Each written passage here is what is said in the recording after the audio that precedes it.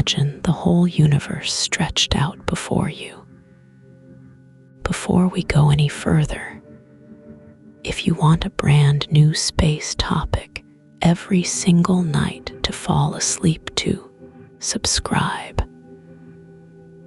One tap and a new story is waiting for you every evening.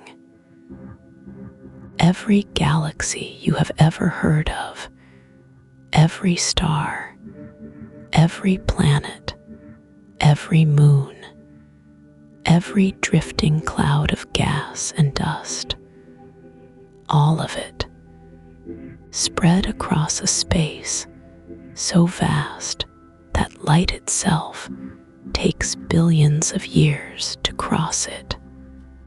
And yet, one quiet idea asks whether all of that might be just one small piece of something far, far larger. That idea is the multiverse. The word sounds simple enough. Multi means many. Universe means everything. Put them together, and you get a question that has kept some of the sharpest minds in science up at night.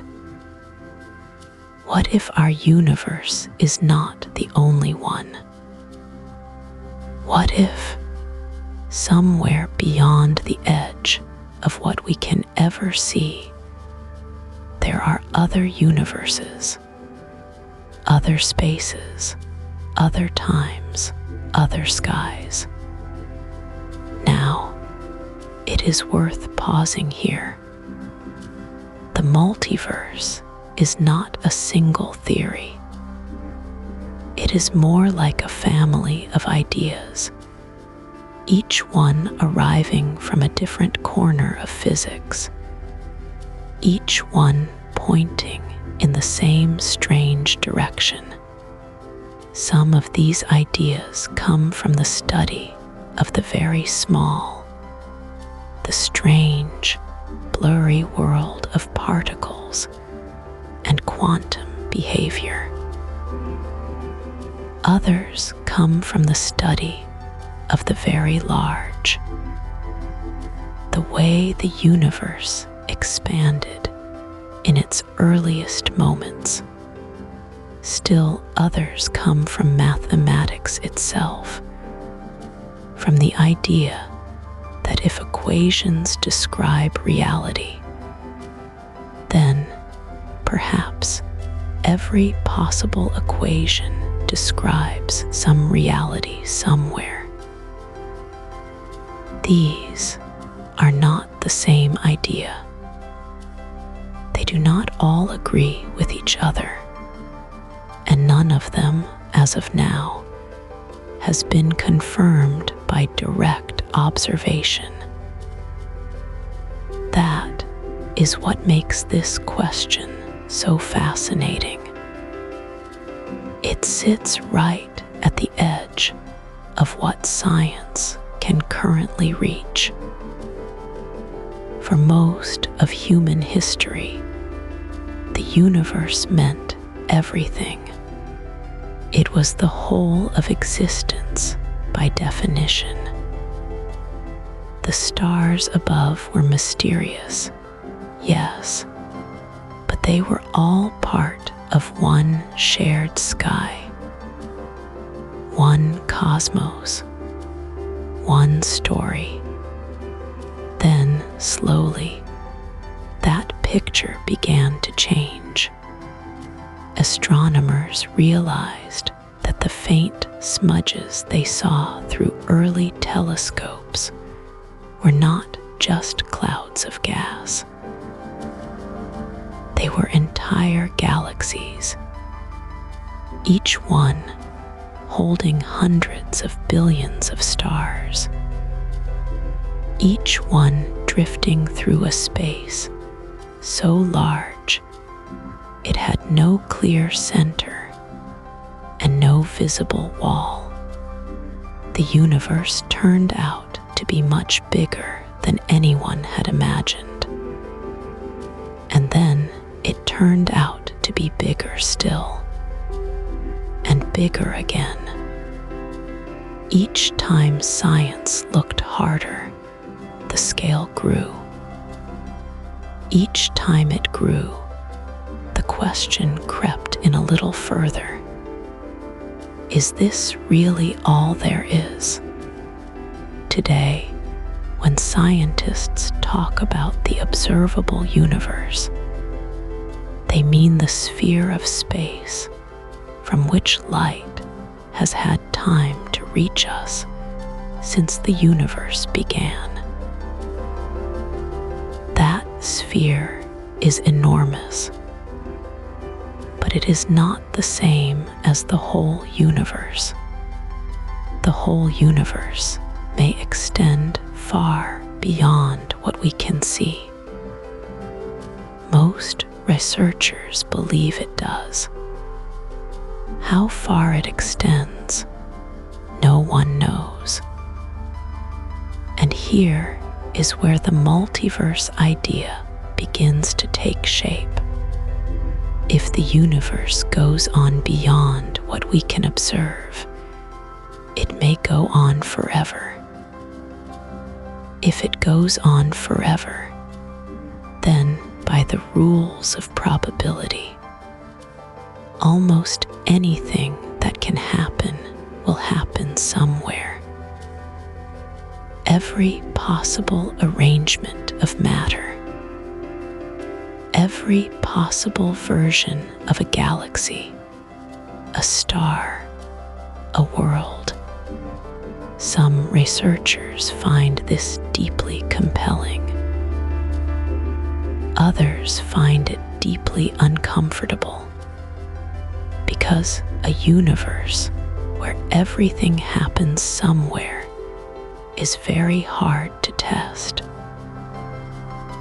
If you cannot rule something out, some scientists argue, it does not yet belong in the realm of science. That tension between the beauty of the idea and the difficulty of testing it runs through every version of the multiverse question. It is one of the reasons the debate stays alive. One side says the multiverse is a natural consequence of well-tested physics, even if we cannot see it directly. The other side says that without any possible observation to confirm or deny it, the idea is closer to philosophy than to science. Both sides have thoughtful people. Both sides have real arguments. The question remains genuinely open. So tonight, as you settle in and let your breathing slow, that is where we begin. Not with an answer, not with a map, just with the question itself, held up gently against the dark. Is our universe one of many? And if it is, could we ever know? We will spend the next few hours sitting with that question, turning it over slowly, looking at it from many different angles. There is no need to solve it tonight. There may be no solving it at all. For now, it is enough to let the question rest quietly in your mind, like a single light in a very large sky.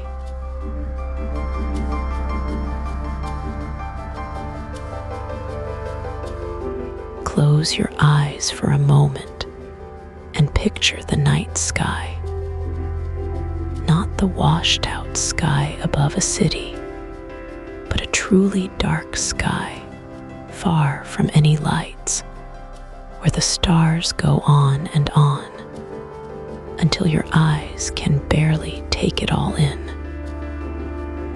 What you see on a night like that is only a tiny fraction of what exists.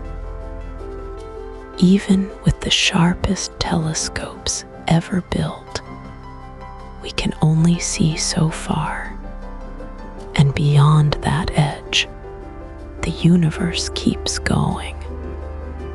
We just can't see it.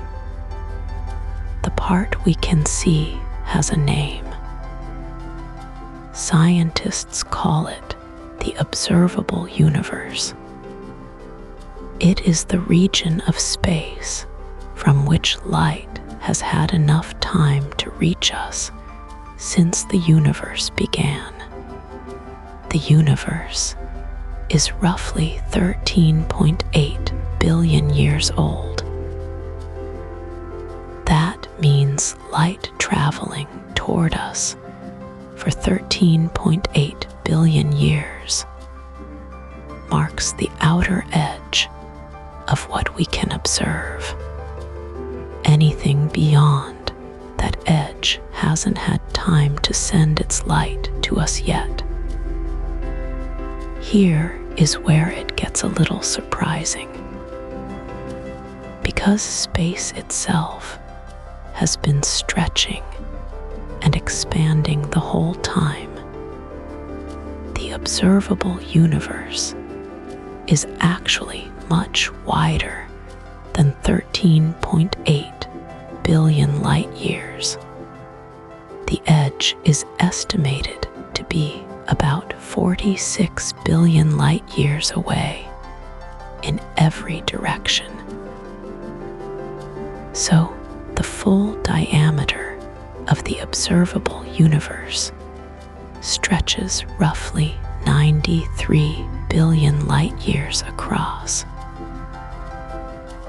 Those numbers are almost impossible to hold in the mind. 1 light year alone is about 6 trillion miles. 93 billion of them is a distance that has no real comparison in ordinary life. Try thinking of it this way. If the entire observable universe were shrunk down to the size of the Earth, our own Milky Way galaxy would be smaller than a single grain of sand. And the Milky Way itself contains something like 200 to 400 billion stars. Our sun is just one of them. The Earth orbits that one star at a distance of about 93 million miles, which already feels enormous. Then multiply that by everything else, and the scale becomes something you can only sit with quietly rather than truly grasp.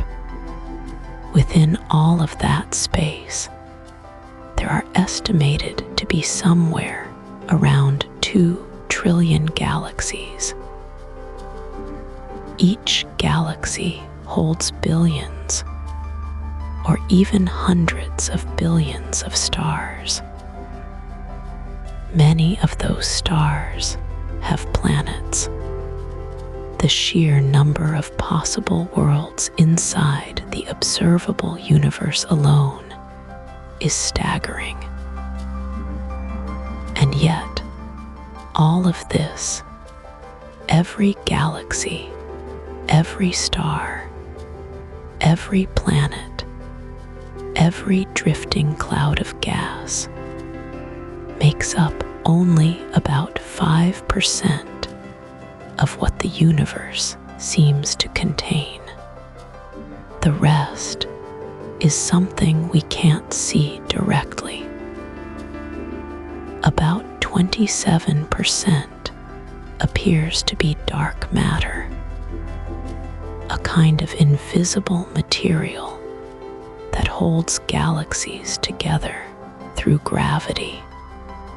The remaining 68% appears to be dark energy, a mysterious force that seems to be pushing everything apart.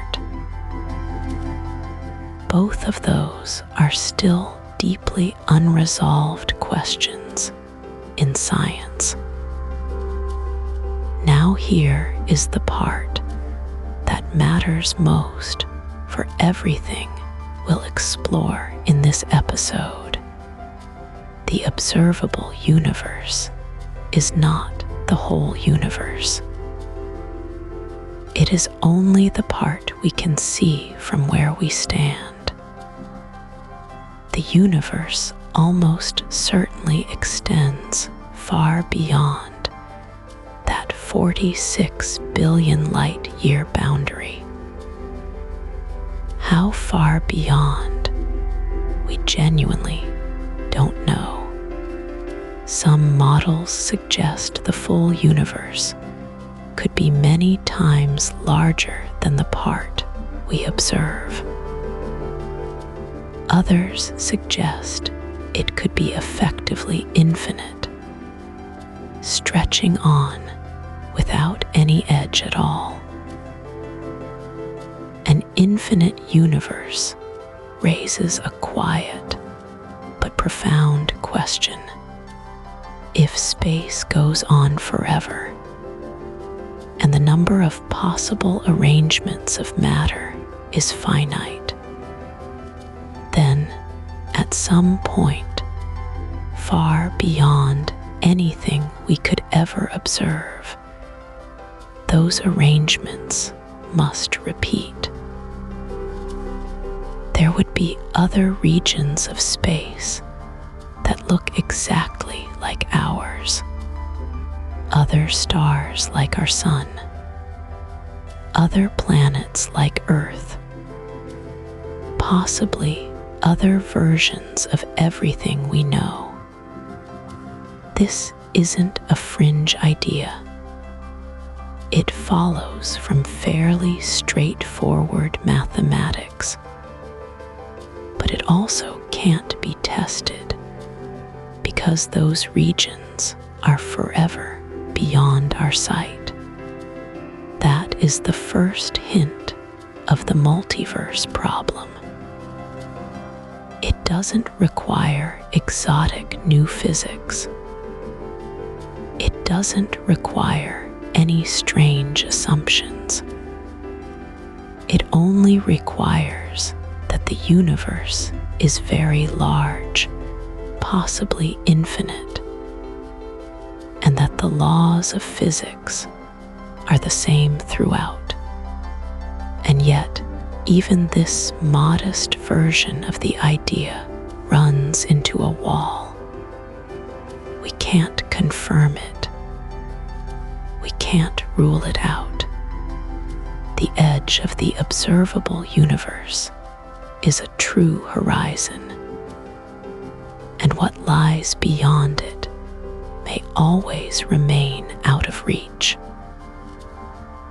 So we sit here on a small planet, orbiting one ordinary star, inside one galaxy among 2 trillion, at the center of a bubble of light that stretches 46 billion light years in every direction. And beyond that bubble, the universe continues. How far it goes and what it contains is one of the quietest and most open questions in all of science.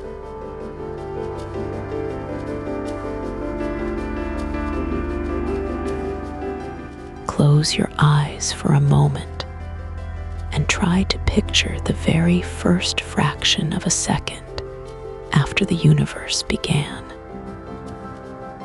not a minute after, not a second after. A fraction so small it has no name in ordinary language. In that almost nothing sliver of time, something strange may have happened.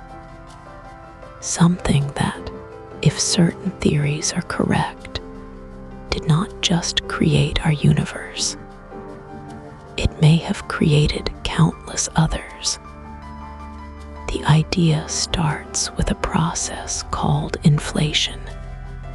Inflation is the name physicists give to a period of extremely rapid expansion that many believe happened right at the birth of our universe. The universe in this picture did not grow slowly. It ballooned outward at a speed that makes the word fast feel useless. In an instant smaller than any clock could measure, space itself stretched to an enormous size. What had been unimaginably tiny became vast.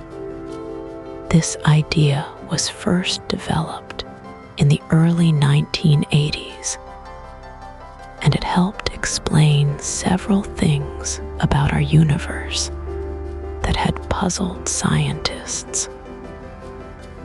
It explained why the universe looks so smooth and even in all directions. It explained why space appears flat rather than curved. Inflation, in this sense, is not just a wild guess. It fits the evidence we have. But the details of how inflation started, and especially how it stopped, remain deeply uncertain. Here is where the story opens into something larger. Some versions of inflation theory suggest that the expansion did not stop everywhere at once. Instead, it may have stopped in patches. In one region of space, inflation slowed and a universe like ours formed. In another region, inflation kept going, and in that still expanding space, other patches may have slowed too, each one becoming its own separate universe. This is the idea of eternal inflation, and it is one of the most quietly astonishing ideas in modern cosmology. The physicist Andre Lind is among those who developed this picture.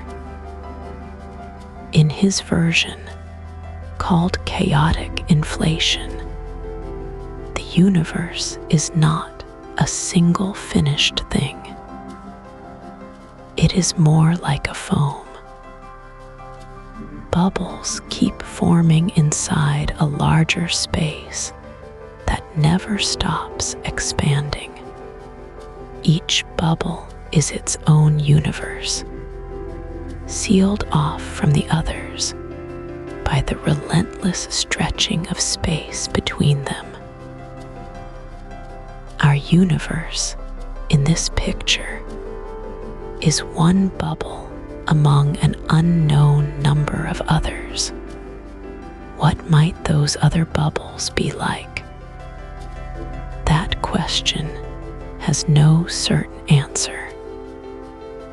Some researchers think the physical laws inside each bubble could be the same as ours. Others think the constants of nature. Things like the strength of gravity or the charge of an electron might take different values in different bubbles. If that is true, then some bubbles might contain stars and planets and the slow chemistry of life. Others might collapse before anything forms. Others might expand so fast that matter never clumps together at all. But here is where the theory runs into a serious problem. And it is a problem worth sitting with. If other bubble universes exist beyond our own, we may never be able to see them.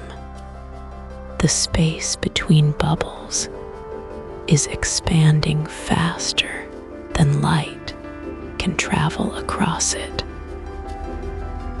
That means no signal, no particle, no information of any kind could ever cross from one bubble to another under normal conditions. A theory that predicts things we can never observe is a difficult kind of theory. Some physicists find it beautiful and worth pursuing. Others argue that a theory without any possible test is not really science at all. Both views are held by serious people, and the argument is still very much alive. There is one narrow exception that some researchers find intriguing. If two bubble universes were close enough at the right moment, they might have grazed each other. A collision between bubbles might have left a faint mark on our sky. A subtle bruise in the oldest light we can detect. No confirmed evidence of such a collision has been found, but the search continues and the question remains open. So the origin story of the multiverse, if it is a true story, begins not with a single birth, but with a kind of endless seeding, a vast space that never stops expanding, dotted with pockets where expansion slows and universes crystallize into being. Our universe, with its particular laws and its particular stars, is one such pocket. Whether the others exist, whether they are near or impossibly far, whether they are empty or full of things we cannot imagine, no one yet knows. Inflation gives us a plausible mechanism. It gives us a picture we can work with, but the picture has edges we cannot see past, and the question of what lies beyond those edges is one of the most genuinely open questions in all of science. The universe was born. That much seems clear. Whether it was born alone is another matter entirely.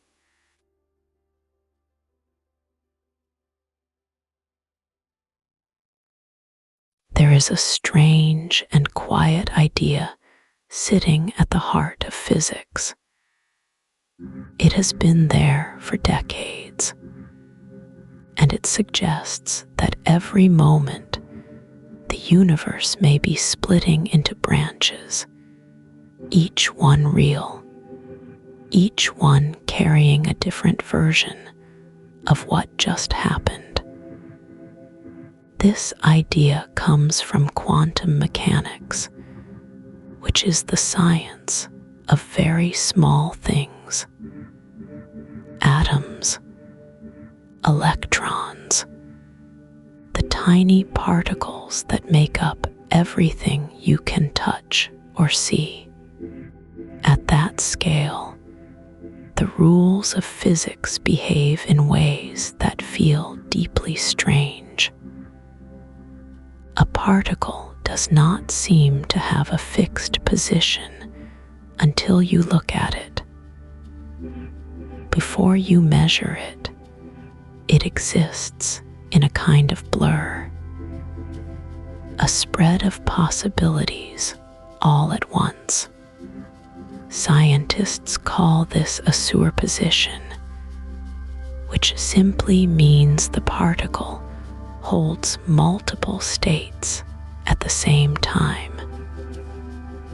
When you do measure it, the blur collapses. You get one answer. The particle is here, not there. But here is the question that has never been fully settled.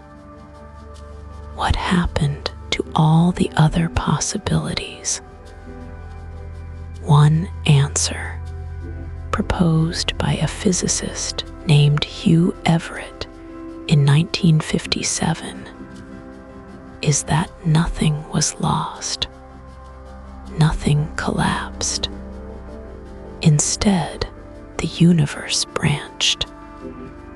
In one branch, the particle landed here. In another branch, it landed there. Both outcomes happened. Both branches are equally real. They just can no longer reach each other. This is the many worlds interpretation of quantum mechanics. It is not a fringe idea. Many serious physicists take it seriously. And it is, in its quiet way, one of the most sweeping proposals ever made about the nature of reality. Think about what it means. Every quantum event, and there are countless quantum events happening inside every atom of your body right now, would cause a branching. Not just occasionally, constantly. The number of branches this would produce is far beyond anything we can picture. Some researchers describe it as a kind of foam, endlessly dividing, each bubble a universe in its own right. But here is where the mystery deepens. The many worlds idea solves one problem and immediately creates others. If all those branches are real, where are they? Why can't we detect them? The answer in this interpretation is that branches do not interact after they split. They become separate, unreachable. Each one evolves on its own, carrying its own version of physics, its own version of you. That last part is worth sitting with gently. If many worlds is correct, there may be versions of this moment in which you made a slightly different choice today, went to bed earlier, stayed up a little longer, turned left instead of right. Each of those branches, according to this idea, is just as real as the one you are in now, not metaphorically real, actually real. Not everyone accepts this. The competing view, called the Copenhagen interpretation, says the other possibilities simply cease to exist the moment a measurement is made. There is no branching. There is only one outcome, and the rest dissolve. This view has been the more widely taught one for most of the last century. But it has its own problems. It never fully explains why the blur collapses, or what counts as a measurement, or where exactly the line is between the quantum world and the everyday world you can see and hold. Some physicists find the many worlds idea too costly. It requires an almost incomprehensible number of real, existing universes, all produced by every quantum event in every particle everywhere. That feels like a heavy price to pay, even if the math is clean. Others argue that the cost is worth it because many worlds requires no special collapse rule, no mysterious line between the small and the large. The math simply runs forward, and branching is what it produces. There is also a deeper question about what the word real even means in this context. If a branch of the universe can never be reached, never be measured, never send any signal back to us, does it count as real in any meaningful sense? Some philosophers of physics say yes. Others say the question itself may not have a clean answer. What is clear is that quantum mechanics, whatever interpretation you prefer, describes something genuinely strange about the building blocks of everything. The particles that make up the stars, the dust between galaxies, the atoms in your hands. They all follow these odd rules at the smallest scale. And those rules leave open a question that has not been closed in nearly 70 years. Whether the universe branches or collapses, whether other versions of this moment exist or vanish, remains one of the most quietly unresolved questions in all of science. The math is real. The mystery is real. The answer, for now, is still somewhere out in the dark.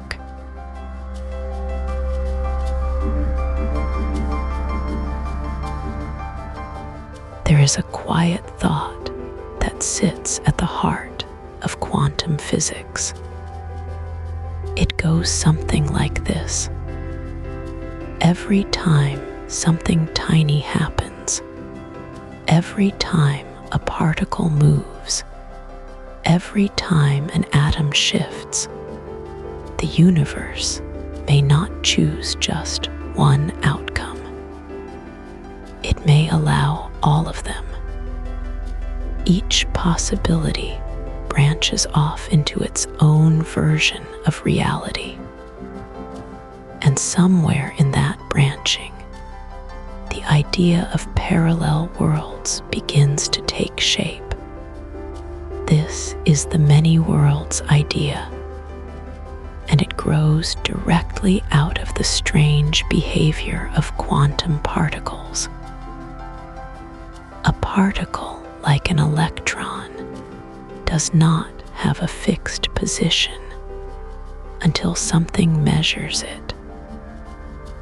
Before that measurement, it exists in what physicists call a superposition, a kind of blurred state where it holds multiple possibilities at once. When a measurement happens, one outcome appears. The question that has never been fully answered is, what happens to the other possibilities? One answer, proposed decades ago and still debated today, is that nothing is lost. Every possible outcome happens.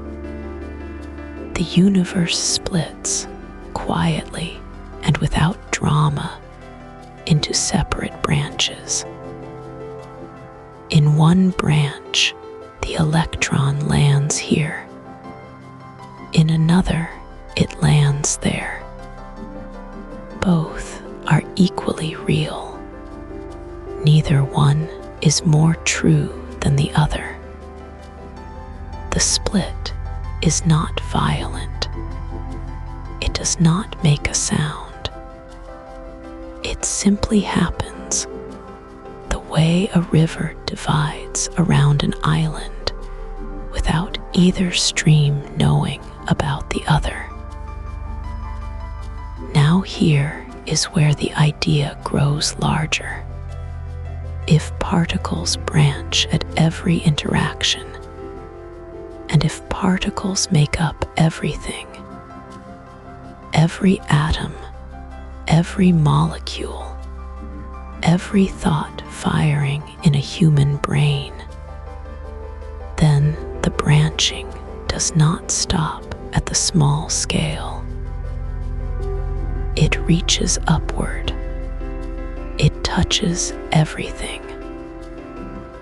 A choice you made this morning, a turn you took or did not take, a word you said or held back. Each of those moments rests on countless quantum events happening inside the matter of your body and the world around you. Some researchers wonder whether those moments also branch, whether somewhere in the structure of this idea there is a version of tonight where things went differently. That is a thought worth sitting with gently, without urgency, not as something alarming, but as something quietly strange. The physicist who first laid out this framework was not trying to write science fiction.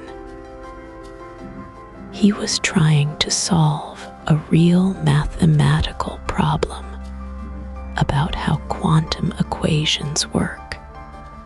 The math, some argue, does not collapse possibilities.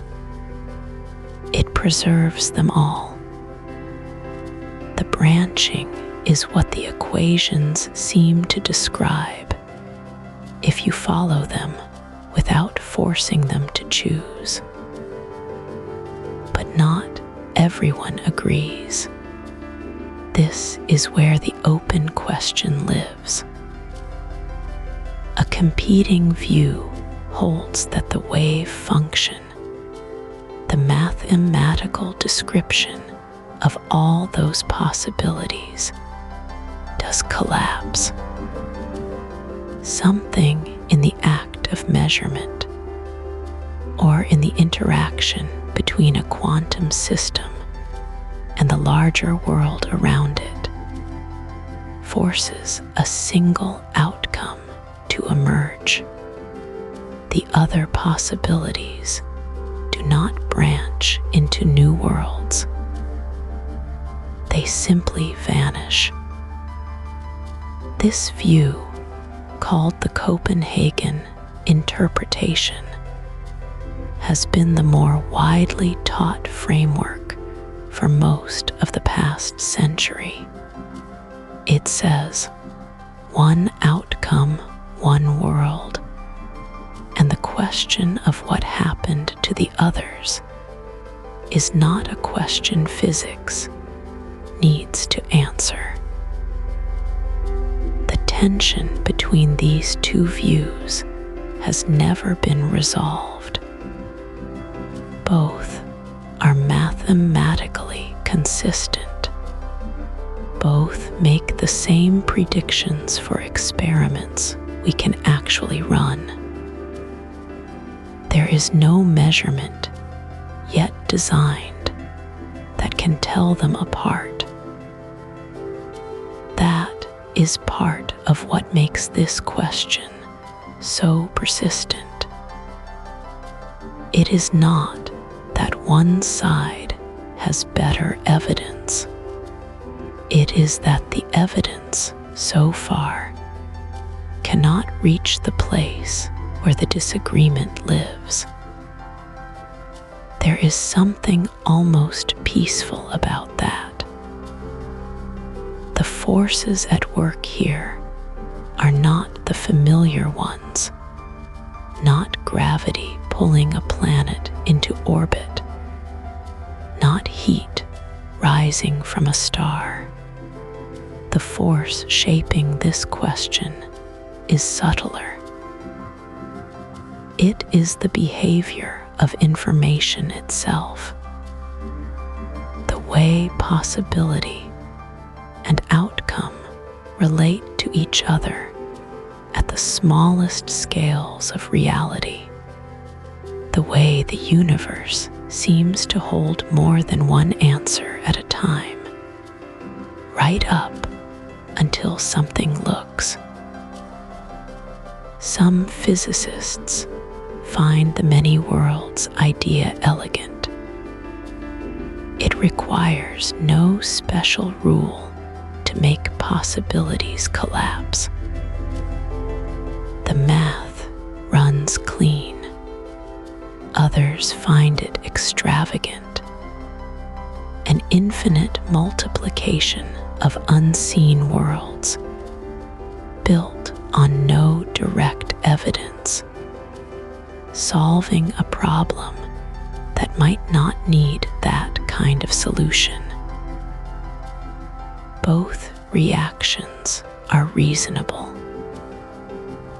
Both are held by serious people who have spent their careers thinking carefully about this. The branching, if it happens, happens everywhere and always. It happens in the light crossing a distant galaxy. It happens in the slow drift of a dust grain through empty space. It happens, perhaps, right now, in the quiet dark of wherever you are resting. The universe may be far larger than it looks, or it may be exactly what it appears to be. The question stays open, patient, and still, like the night sky above you.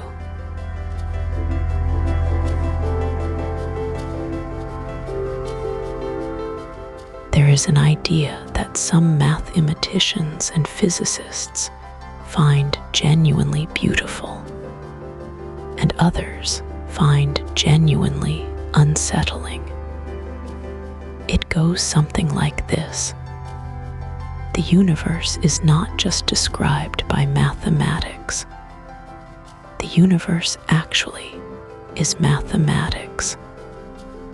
Every galaxy, every grain of sand, every quiet breath you take right now, all of it, at its deepest level, is nothing more than a mathematical structure playing itself out. This idea has a name. It is called the mathematical universe hypothesis. And before you decide whether it sounds reasonable or strange, it helps to sit with the scale of what it is actually claiming. Think about the numbers that describe our universe. The observable universe, the portion of space whose light has had time to reach us, stretches roughly 93 billion light years across. A single light year is about 6 trillion miles. 6 trillion. If you tried to count to 6 trillion at one number per second, it would take you nearly 190,000 years. And that is just one light year. The observable universe contains something in the range of 2 trillion galaxies. Each galaxy holds hundreds of billions of stars. Each star may have planets. The numbers stop feeling like numbers and start feeling like something else entirely. Now here is where the hypothesis enters. A physicist named Max Tegmark proposed that if mathematics can describe our universe this precisely, and it can, with extraordinary accuracy, then maybe the universe is not just following mathematical rules. Maybe it is a mathematical object, the same way a triangle is a mathematical object, not a thing that uses math, a thing that is math. And if that is true, then every mathematical structure that can exist does exist somewhere as a real universe. That is a staggering claim. It means the multiverse would not just be large. It would contain every possible consistent set of rules. Universes where gravity pulls harder. Universes where atoms cannot form. Universes where time runs in a direction we have no word for. All of them equally real, in the same way that all valid equations are equally valid. To feel the scale of this, consider something smaller. Imagine every book that could ever be written using the letters of the English alphabet.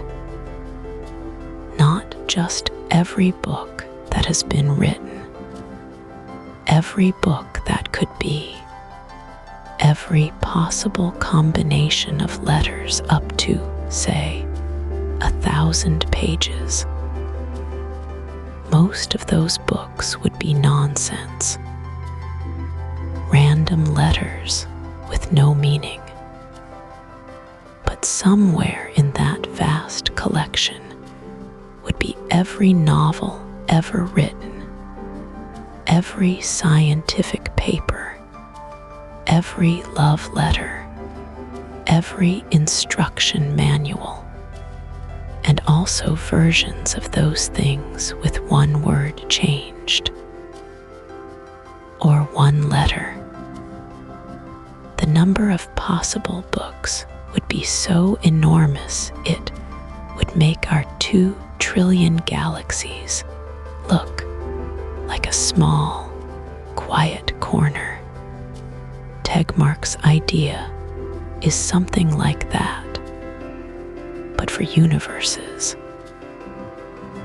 The space of all possible mathematical structures is unimaginably larger than anything we can picture.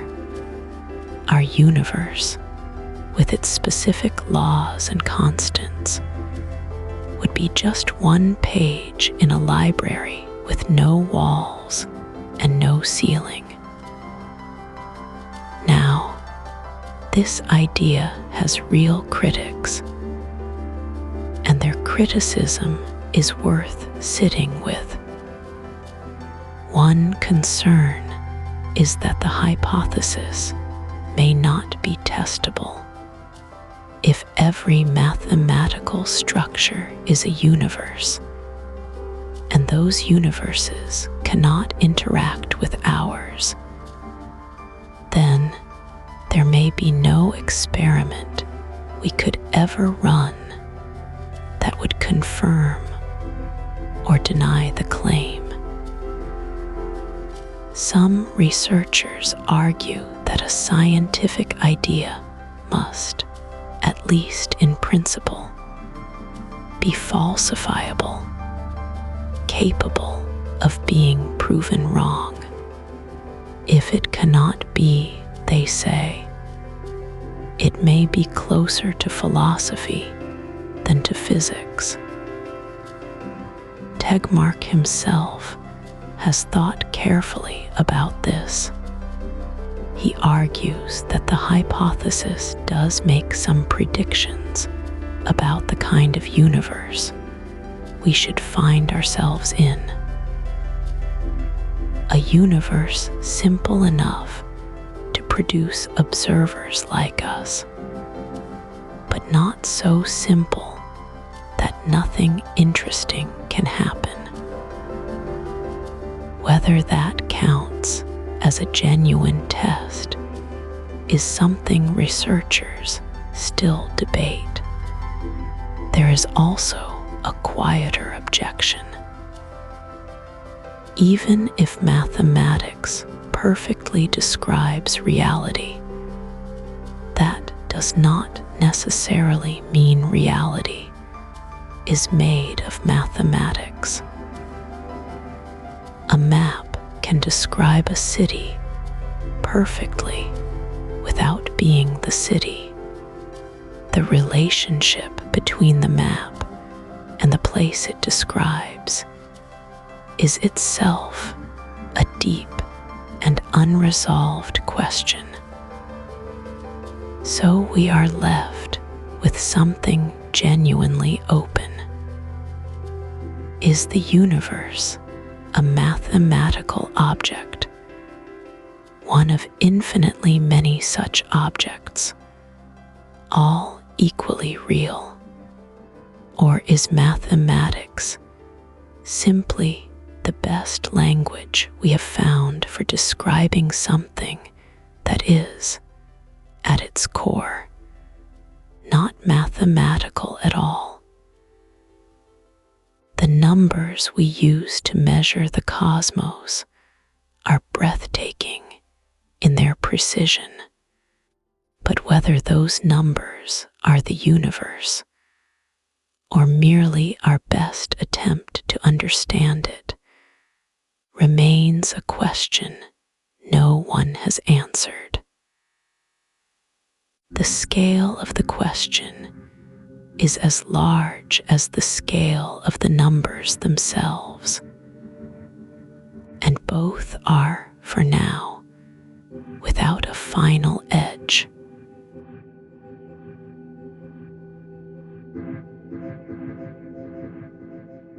Imagine standing at the edge of something vast, not a cliff, not a shore, something harder to picture than either of those.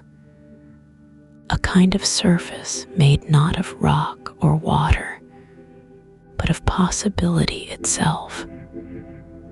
This is roughly how some physicists describe what string theory suggests about the universe. And the picture it paints is one of the strangest and most quietly beautiful ideas in all of modern science. String theory begins with a simple, strange proposal.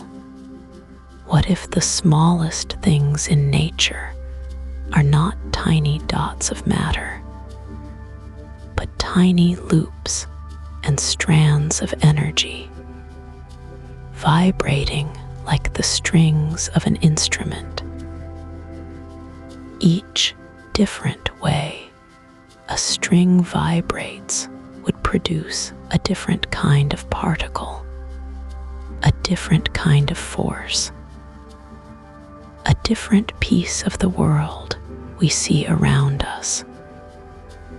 The theory is elegant in that sense. One simple object vibrating in different ways, giving rise to all the variety of the physical world. But here is where things become genuinely strange. For string theory to work mathematically, it needs more dimensions than the three we can see and move through. Not just one or two extra, many more. Some versions of the theory require 10 dimensions. Others require 11. These extra dimensions, the idea goes, are curled up so tightly that we pass through them constantly without ever noticing.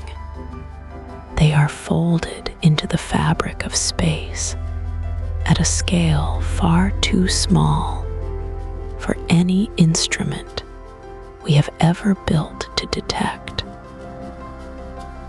Now picture those extra dimensions as a kind of terrain, a surface with hills and valleys, peaks and low plains, stretching in directions you cannot point to.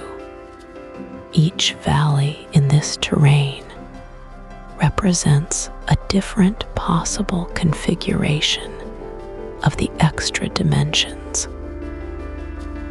And here is the part that connects to the multiverse.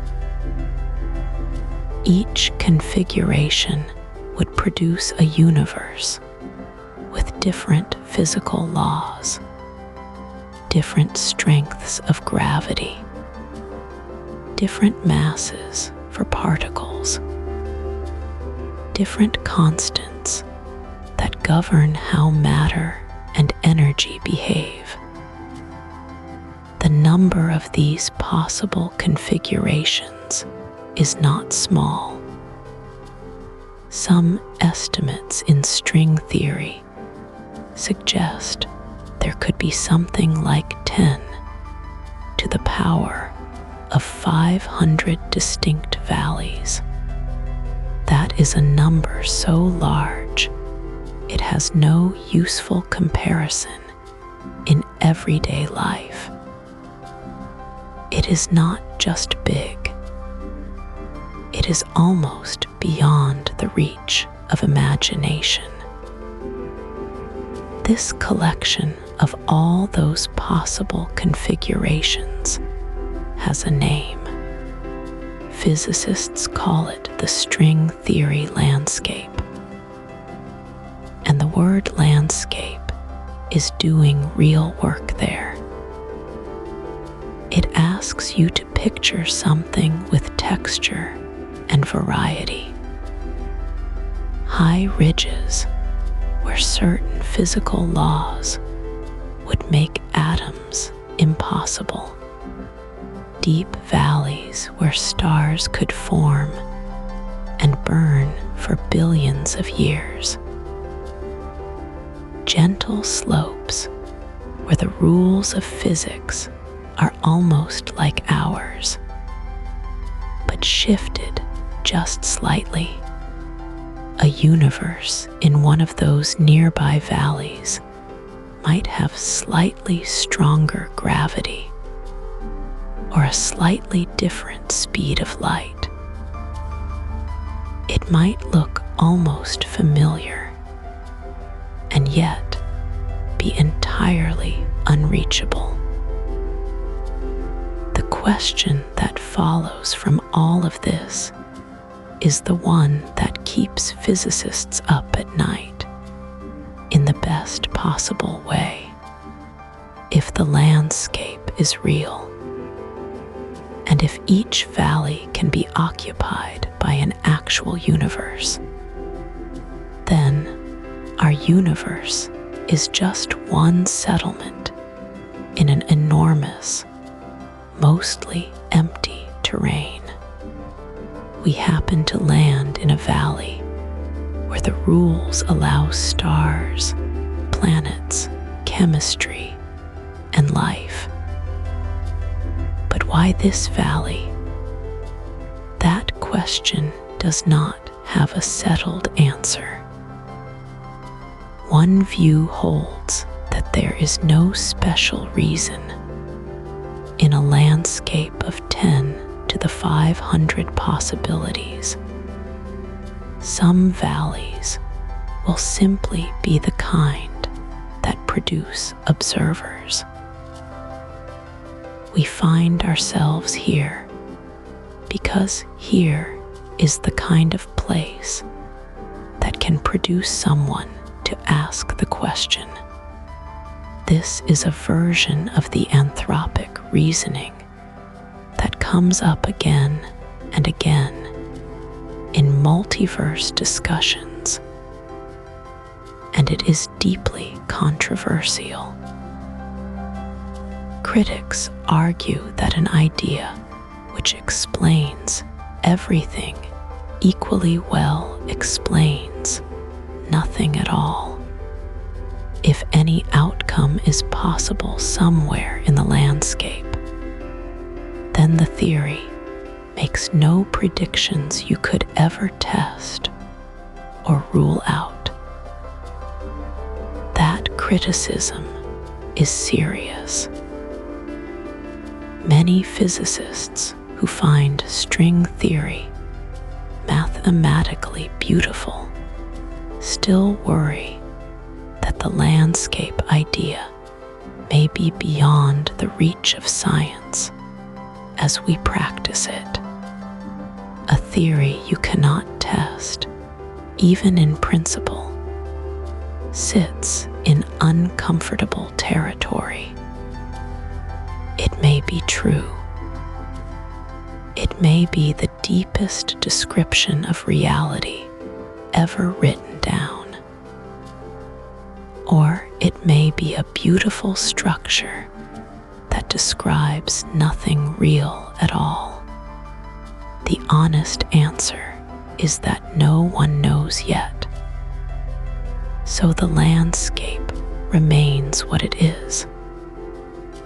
A surface made of mathematics, a terrain of possibilities that may or may not correspond to actual places.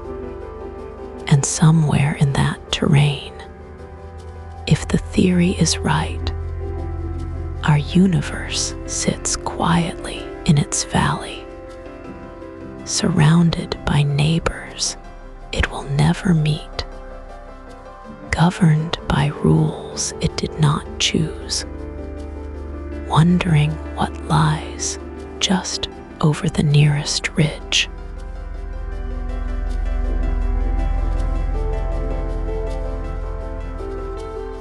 There is an idea in physics that our universe may not be floating alone in empty space. It may be sitting on something, like a thin film resting on the surface of a much larger structure. Our entire universe, every star, every galaxy, every atom you have ever touched might be pressed against a kind of membrane. Physicists call this a brane. The word comes from membrane, and the idea is exactly what it sounds like. A surface, a skin, a layer stretched across something far bigger than itself. This is the heart of what some researchers call Braneworld theory. It grew out of string theory, which we touched on in the last section. String theory suggests that the universe has more dimensions than the 3 we can move through. We know length, width, and height. We know time, but some versions of string theory propose there could be 6, 7, even 10 additional dimensions curled up so tightly that we pass through them without ever noticing. Braneworld theory takes this further.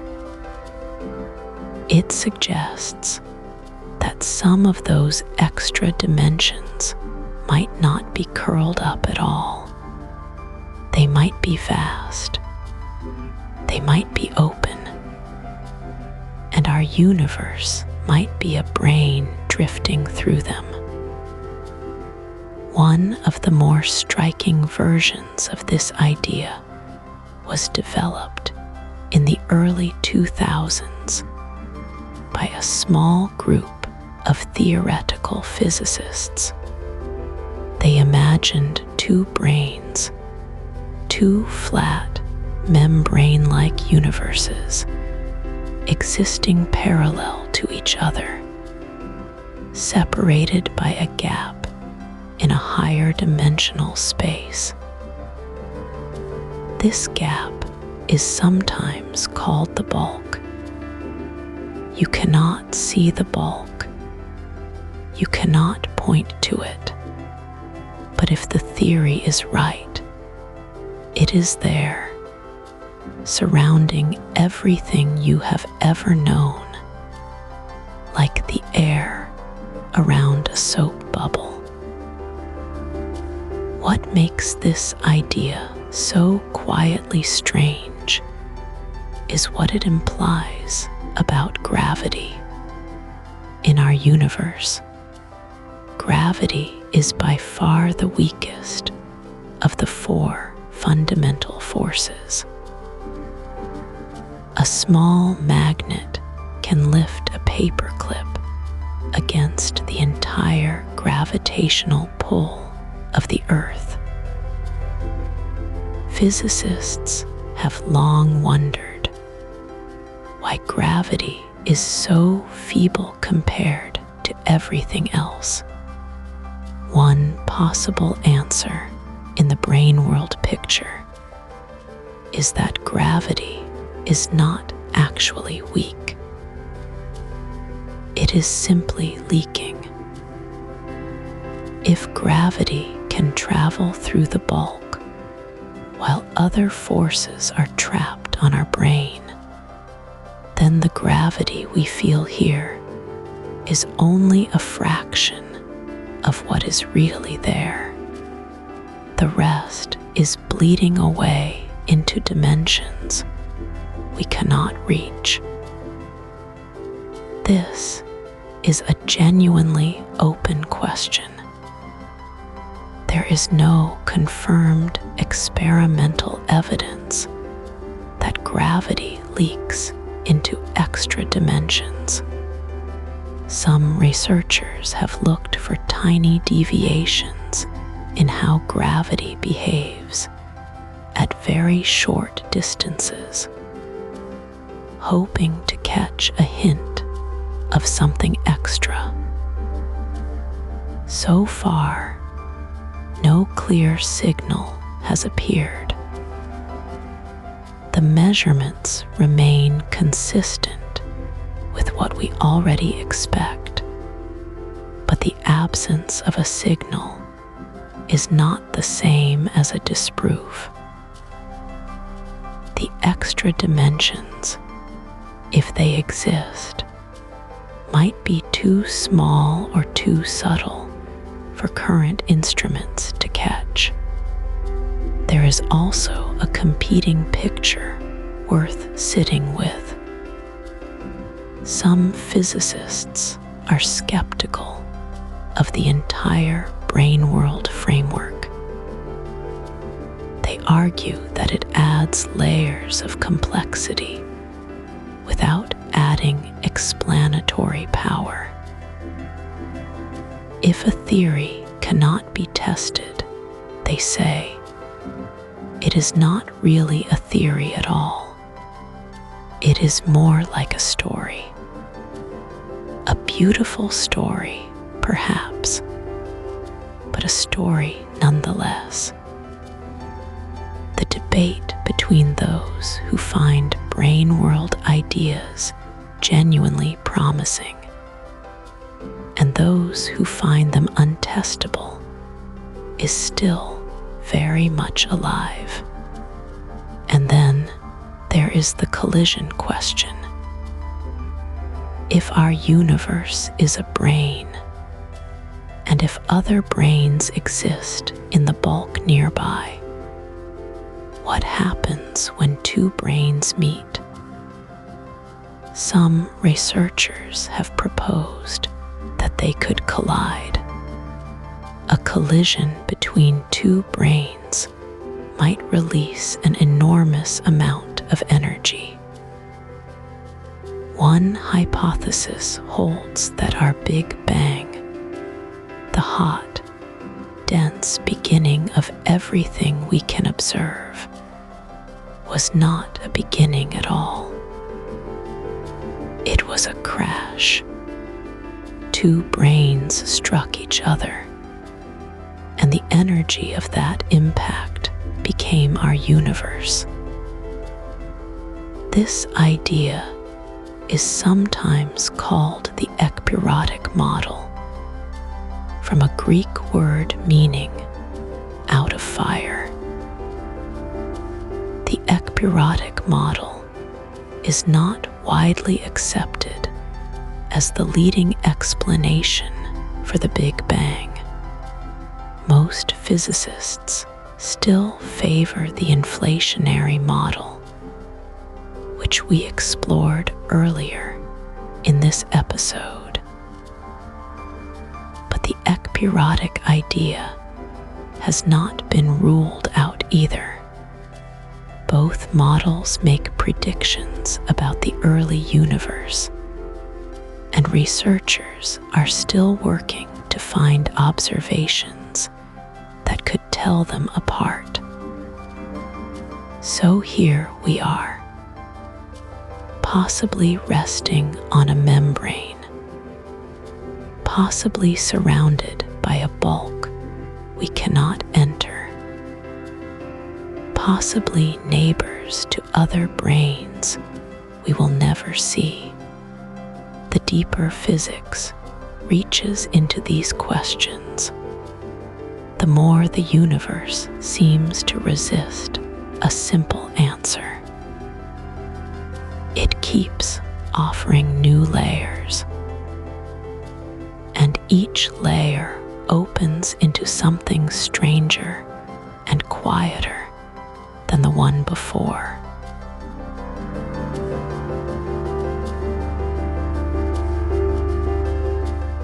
There is a number at the heart of our universe, a very small number, so small it is almost nothing.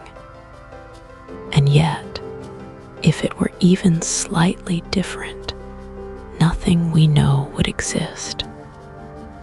That number is called the cosmological constant.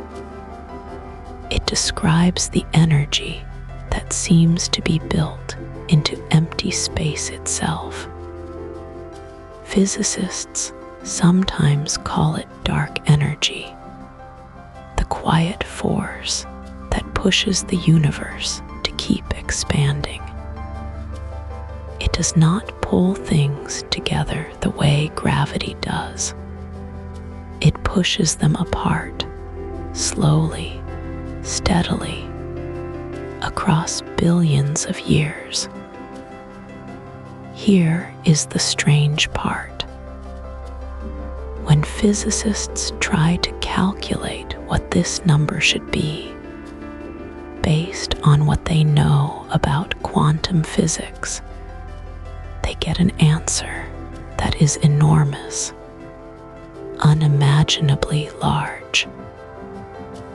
But when they measure what the number actually is, out in the real universe, it is almost zero.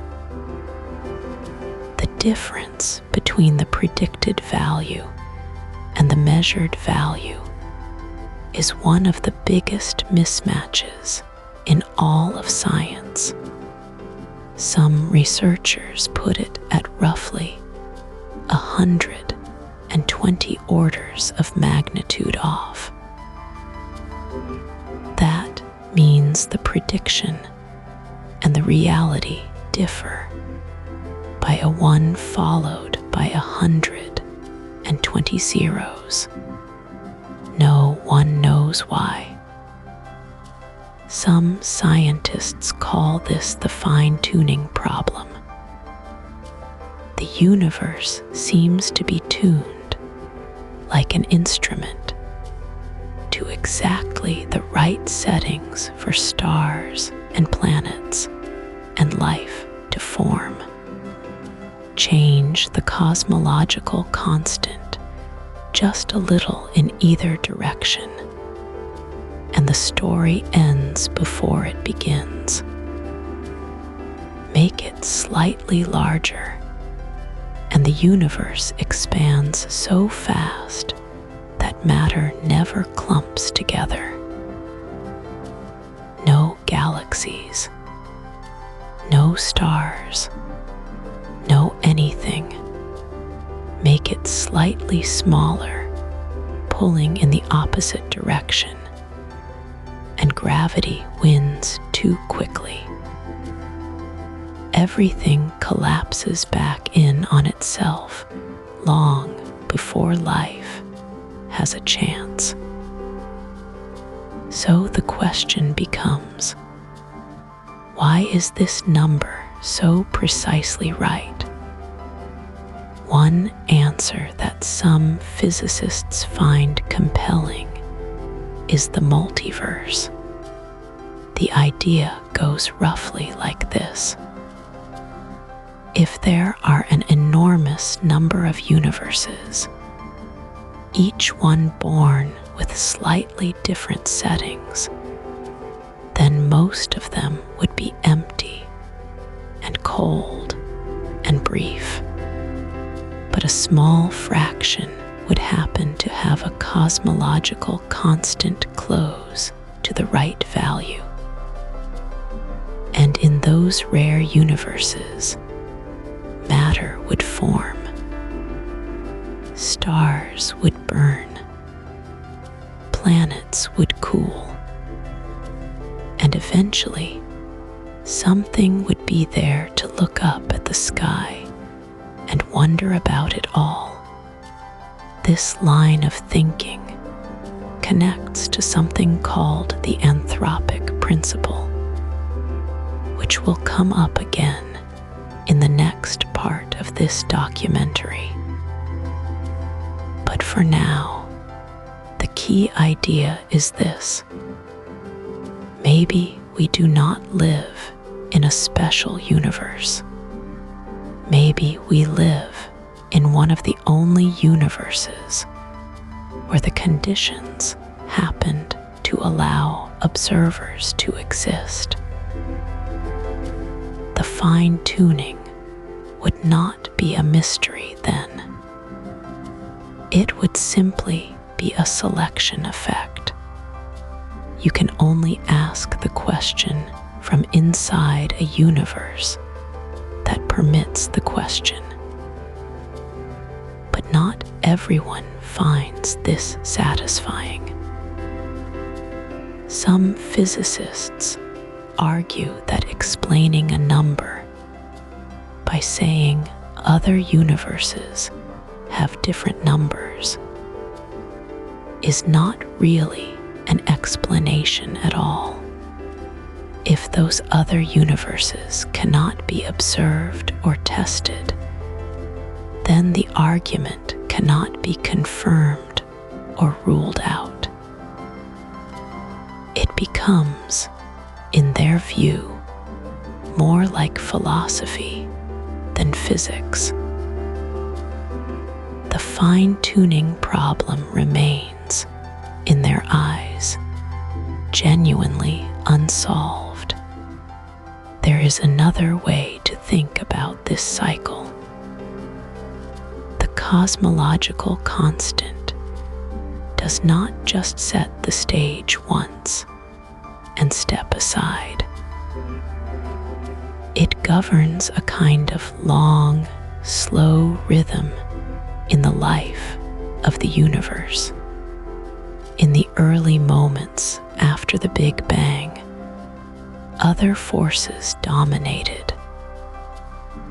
The universe was hot and dense and violent.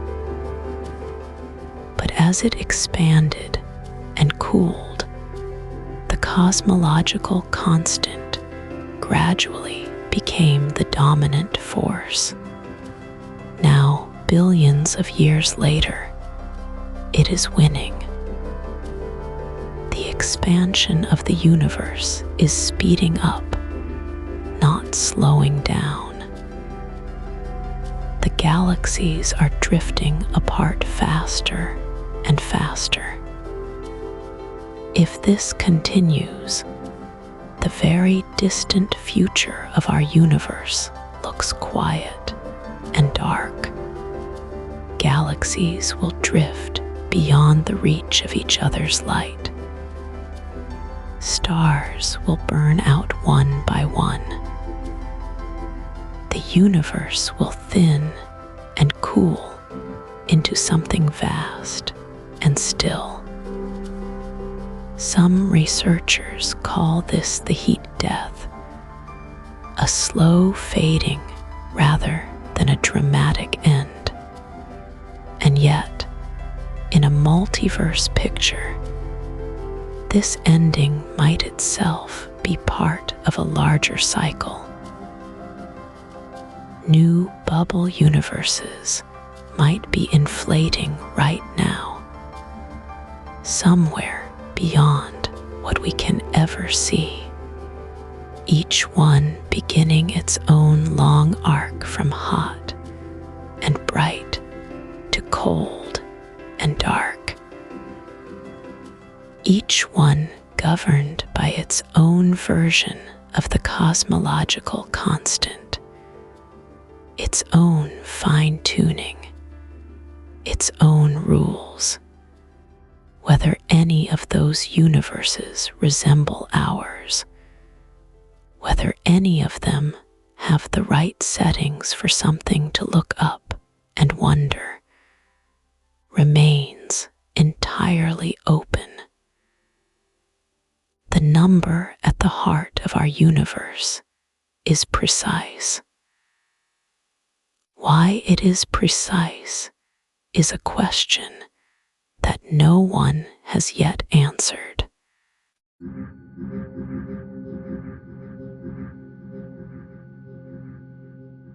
There is a question that sounds simple at first.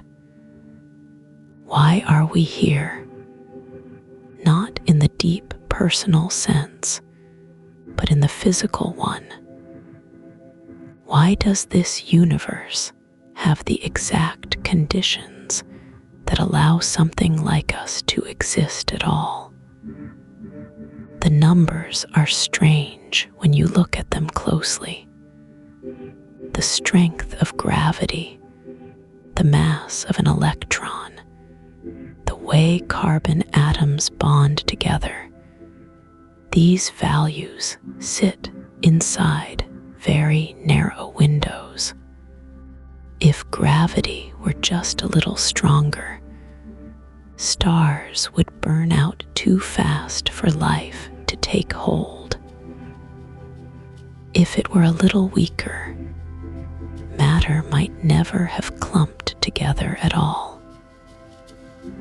The universe seems, in some quiet way, arranged for us, and that arrangement is one of the deepest puzzles in all of science. One way to think about this is called the Anthropic principle. The word anthropic comes from the Greek word for human. The idea is this: we can only find ourselves in a universe that allows us to exist. That sounds almost too obvious, but the logic beneath it is worth sitting with for a moment. If there are many universes, each with slightly different physical rules, different values for gravity, different strengths of the forces that hold atoms together, then most of those universes would be empty and cold. They would flare and collapse before a single star could form. They would never produce the long, slow, stable conditions that life seems to need. But here and there, by chance, a universe might land on just the right settings. And in those rare universes, something might eventually look up and ask why things are the way they are. We are, on this reading, not special. We are simply the ones who happen to end up somewhere livable. The question, why is this universe so finely tuned, might have the same kind of answer as why did you happen to be born in a place with air? Not because air was placed there for you, but because you could not have been born somewhere without it. This is the weak form of the Anthropic principle, and it is the version most scientists find at least worth considering. It does not say the universe was made for us. It says we naturally find ourselves in the part of a larger collection of universes where life is possible, but not everyone finds this satisfying. Some researchers feel the Anthropic argument is too easy. It explains everything and therefore explains nothing. If you can always say, we are here because we had to be here, you have not really solved the puzzle of fine-tuning. You have just moved it one step back. The question becomes, why does a multiverse exist at all? And why does it produce so many different kinds of universes rather than just one? There is also a stronger version of the Anthropic principle, one that goes further and suggests the universe must have properties that allow observers to arise within it. This version is more controversial. It edges toward the idea that the existence of observers is somehow necessary, or even that the act of observation shapes what kind of universe can exist. Most physicists are cautious here.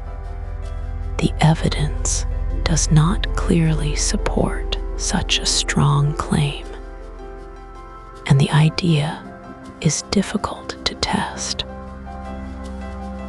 What makes the Anthropic principle interesting as a neighbor to multiverse theory is how the two ideas lean on each other.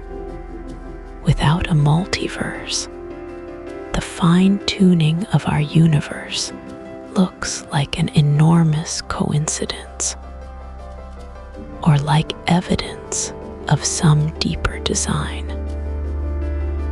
With a multiverse, the fine-tuning becomes expected. Of course, this universe has the right settings. All the others do not, and no one is there to notice. This is the connection that makes some physicists take the multiverse seriously, even when they cannot observe it directly. It offers a way to explain the strangeness of our universe's numbers without invoking luck or intention. But it also makes the multiverse harder to test, because the argument works whether or not the other universes are real.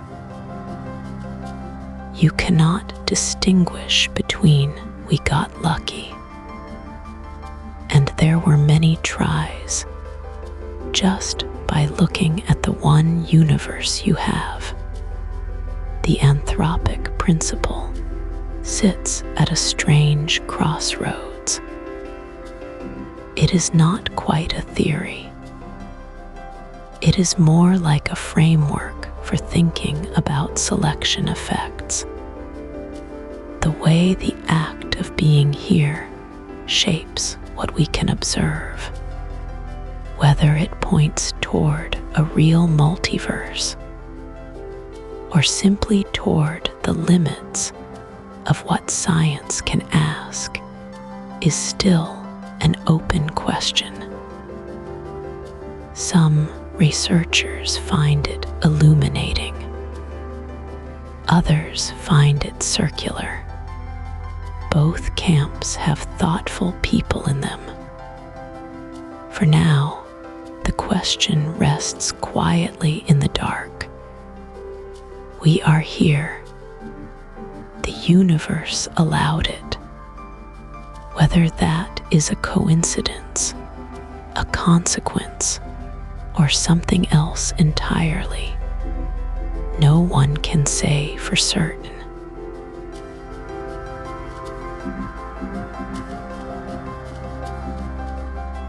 Imagine a universe where nothing burns, not because it is cold, but because fire cannot exist there at all.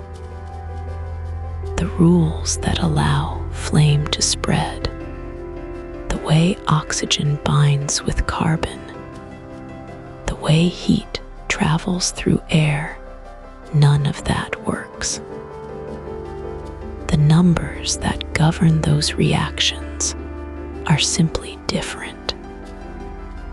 And so that universe sits in a kind of permanent, quiet darkness, with no flicker of light from any fire, ever. This is one of the stranger ideas that comes out of multiverse thinking. If other universes exist, some researchers wonder whether the physical laws inside them might not match our own. Not just slightly different, completely different. The constants that hold our world together, the strength of gravity, the charge of an electron, the speed of light, might take on entirely other values somewhere else. In our universe, there is a number called the fine structure constant. It controls how strongly light and matter interact with each other. Its value is roughly 1 divided by 137. No one fully understands why it has that value. It just does. But some physicists ask a quiet, unsettling question. What if that number were different somewhere else? What if, in another universe, it were twice as large or half as small? The answer, as best as anyone can work out, is that almost everything would change. Atoms might not hold together. Stars might not ignite. Chemistry, as we know it, might not be possible at all. A universe with a slightly different fine structure constant could be a place of pure, structureless gas, vast and cold, and never forming anything more complex than a single drifting particle. Some researchers call these dead universes. That phrase is a little dramatic, perhaps. A better way to think of them is simply as universes where complexity never gets started. No stars, no planets, no chemistry, no anything that builds on itself. Just smooth, featureless space, expanding slowly in the dark. The competing view, though, is worth sitting with. Some physicists argue that we have no real reason to assume the constants could vary at all. In our best current theories, the constants are what they are. There is no known mechanism that would allow them to take different values in different places. If that is true, then the idea of a universe where gravity is 10 times stronger, or where the electron has no charge, may simply be a thought experiment with no physical meaning. And yet, string theory, a framework that tries to unify all the forces of nature into one mathematical picture, suggests something different. It allows for an enormous number of possible configurations of physical law. Each configuration would produce a universe with its own set of constants, its own rules, its own character. Some of those universes might be rich and complex. Most, by some estimates, would be barren. This is sometimes called the string theory landscape. The word landscape here means something like a vast space of possibilities, each one a different set of physical rules. Our universe would be just one valley in that space. Other valleys would have other laws. Whether those valleys are real places or just mathematical solutions is one of the things no one has settled. What makes this idea so hard to test is that we cannot reach another universe to check. We cannot send a probe. We cannot measure the fine structure constant somewhere outside our own bubble of space. All we can do is reason from the inside, which is a little like trying to understand the ocean by studying a single glass of water. There is also a stranger possibility that some researchers have raised. What if the constants in our universe are not perfectly fixed? Even here, there have been hints in some observations of distant quasars, bright objects at the far edges of the visible universe, that the fine structure constant might vary slightly across space. The evidence is contested. Most physicists treat it with caution, but if it were true, it would suggest that even within our universe, the rules are not perfectly uniform. That idea has not been confirmed.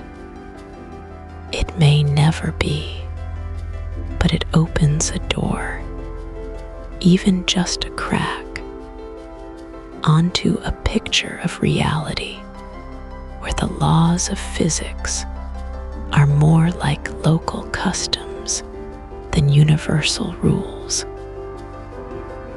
where what holds in one corner of existence might not hold in another. We sleep under a sky that seems to follow the same laws in every direction. Gravity pulls the same way. Light travels the same speed. The atoms in your body follow the same rules as the atoms in a star a billion light years away. That consistency is something we tend to take for granted. But whether that consistency extends beyond what we can see, and whether other universes might run on entirely different rules, remains a question no one has answered. It may be the deepest kind of question there is.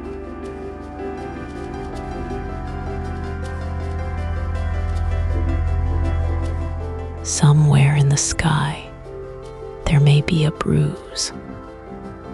Not a bruise you could see with your eyes, not something bright or dramatic, just a faint, quiet smudge in the oldest light we can observe, a subtle shift in temperature, a gentle dimming, a place where the pattern of the universe looks ever so slightly different from everything around it. Some researchers have looked at that kind of mark and asked a quiet, careful question. Could it be the scar left behind from a collision between our universe and another one? The idea sounds enormous, and it is. But the signature, if it exists at all, would be surprisingly small. Think about what a collision between two bubble universes might actually look like from the inside. Not a crash, not an explosion. Something far more subtle. If our universe and a neighboring bubble universe grazed each other long ago, during the earliest moments after inflation, when the fabric of space was still stretching outward, the contact point would leave a mark. That mark, according to some theoretical models, would show up as a circular ring in the cosmic microwave background. The cosmic microwave background is the faint glow of ancient light that fills the entire sky, left over from when the universe first cooled enough to become transparent. It is the oldest picture we have of the universe, and some researchers believe that if a collision happened, it would press a round, disc-shaped imprint into that ancient light. The shape matters. A circle is specific. It is not the kind of pattern that random chance tends to produce on its own. If astronomers found a perfect ring in the cosmic microwave background, a circle where the temperature was consistently different from its surroundings, that would be a very particular kind of clue. Some researchers have searched for exactly that. The results so far have been inconclusive. Some candidate rings have been proposed. Others have looked at the same data and found the patterns consistent with ordinary statistical noise.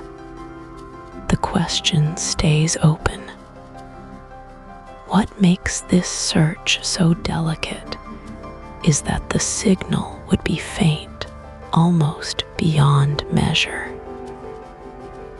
A collision between universes, in some models, would not tear space apart.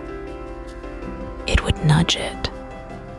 The temperature difference in the affected region might be only a tiny fraction of a degree. The instruments needed to detect such a difference have to be extraordinarily precise.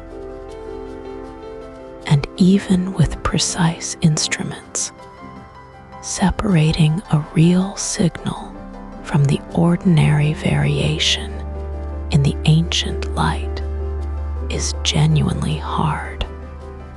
The universe is not a clean, quiet place. It is full of its own texture and noise. There is also a competing view worth sitting with.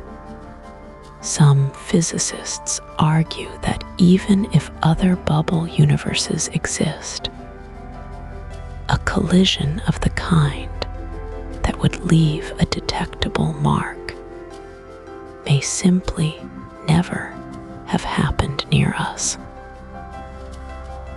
The universes in eternal inflation models are thought to be extremely far apart, separated by vast stretches of still inflating space. The chance that two bubbles would actually touch, and that the touch point would fall within our observable sky, may be very small.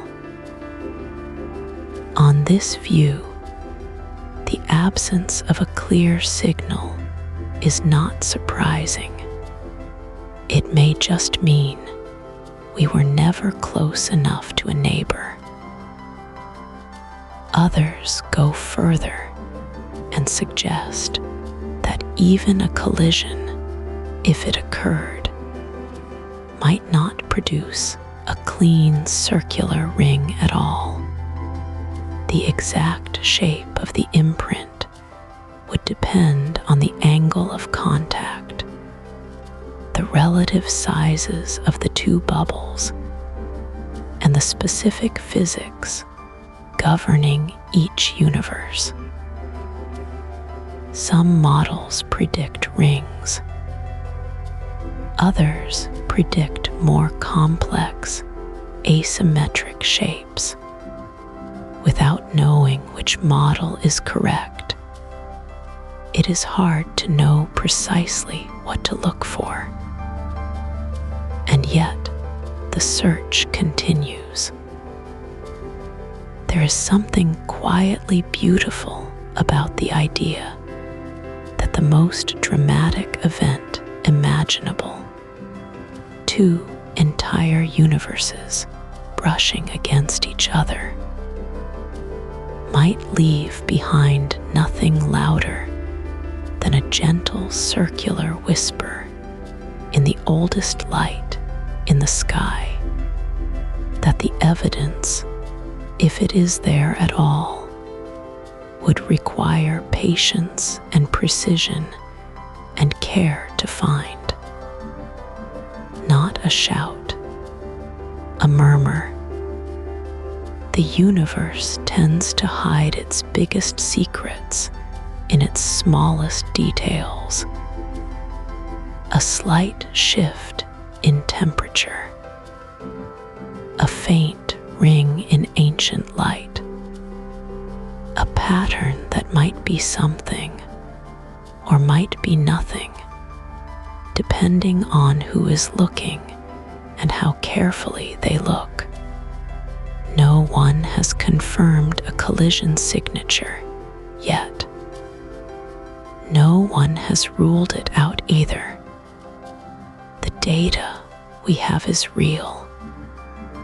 The theories are real.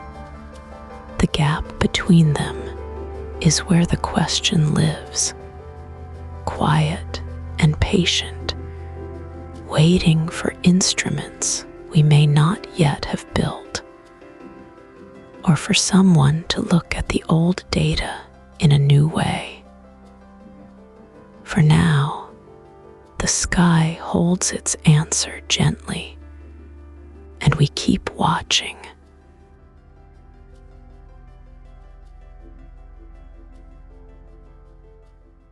There is a kind of light that has been traveling toward us for almost 14 billion years. It doesn't come from a star. It doesn't come from a galaxy. It comes from the very first moment the universe became cool enough for light to move freely through space. Scientists call it the cosmic microwave background. Think of it as the oldest glow we can detect, a faint, soft warmth left over from the universe's earliest chapter, spread across the entire sky in every direction at once. For most of human history, no one knew it was there. The sky looked dark between the stars, and that darkness seemed like emptiness. But in the 1940s, a physicist named George Gamow and his colleagues worked out a remarkable idea. If the universe had once been extremely hot and dense, it should have cooled as it expanded, and that cooling process should have left behind a kind of afterglow, a residual warmth, faint but measurable, still filling all of space today. It was a bold prediction, and for years, no one could test it. Then, in 1964, two radio engineers working at a communications laboratory in New Jersey were trying to calibrate a large antenna. They kept picking up a faint, persistent hiss in their equipment. It came from every direction equally. They checked their instruments. They cleaned the antenna. They even removed a nest of pigeons that had taken up residence inside the dish. The hiss remained. What they had stumbled onto, without looking for it at all, was the cosmic microwave background. The ancient glow Gamow's team had predicted. The discovery earned a Nobel Prize. The pigeons were relocated. What followed was decades of increasingly careful study. Scientists built better detectors. They launched satellites. In the early 1990s, a space mission mapped the cosmic microwave background across the whole sky with new precision.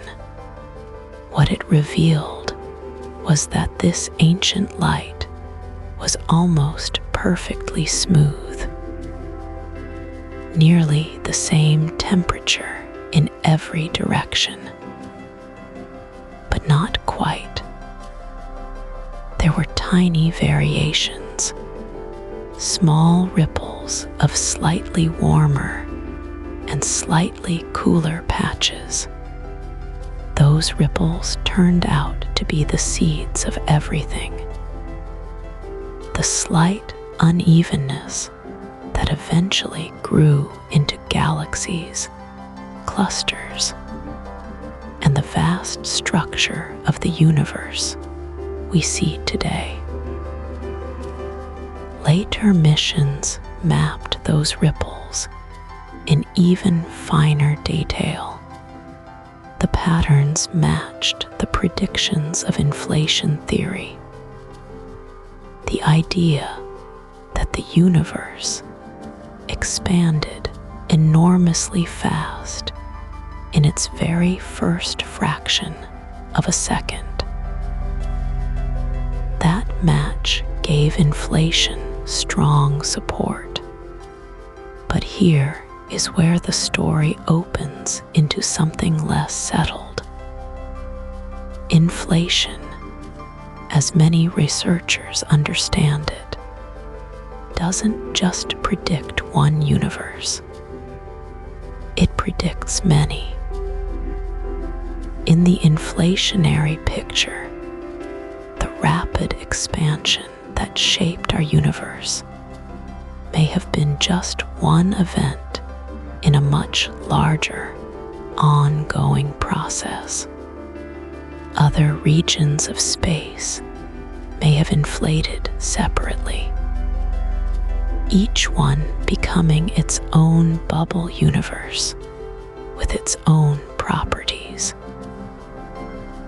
If that's true, then the cosmic microwave background, this ancient map of our universe's beginning, might carry faint marks left by a collision with one of those neighboring bubbles. Some researchers have looked carefully at the CMB data, searching for exactly that kind of signal. A collision with another bubble universe, the thinking goes, might leave a circular bruise on the sky, a subtle ring where the temperature pattern looks slightly different from the surrounding area. A few studies have reported hints of such features. Others have looked at the same data and found no convincing evidence. The question remains genuinely open. The signal, if it exists, would be extremely faint, and the noise in the data makes it hard to say with confidence. There is also a deeper problem. Even if researchers found a circular anomaly in the CMB, it would be very difficult to rule out other explanations. Statistical flukes happen. The universe is large enough that unusual patterns can appear by chance. Deciding whether a feature in the data is a sign of another universe or simply a coincidence is one of the hardest problems in modern cosmology. What makes this so quietly remarkable is the scale of what's being attempted. Scientists are using a map of ancient light, a glow left over from the birth of our universe, to search for evidence of universes beyond our own. The tool they're using is almost 14 billion years old. The question they're asking may never have a clean answer. And yet, the search continues. New instruments are being designed. More sensitive maps are being planned. The cosmic microwave background still has details we haven't fully read. Whether those details hide a whisper from another universe, or whether they simply tell the story of our own, is something no one can say tonight with certainty. The ancient light is still arriving. We are still learning how to listen to it.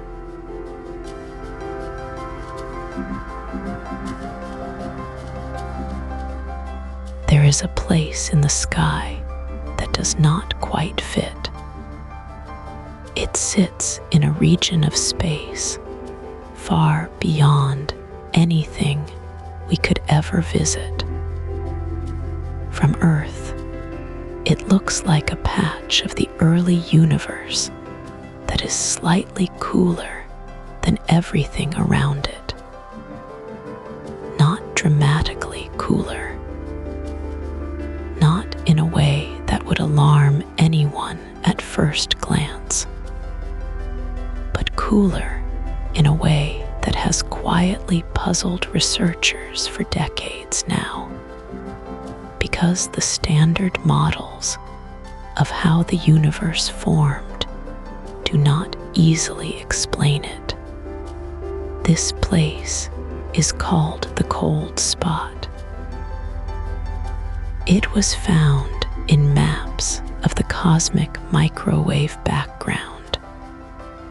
The faint glow of ancient light that fills the entire sky, left over from the earliest moments after the Big Bang.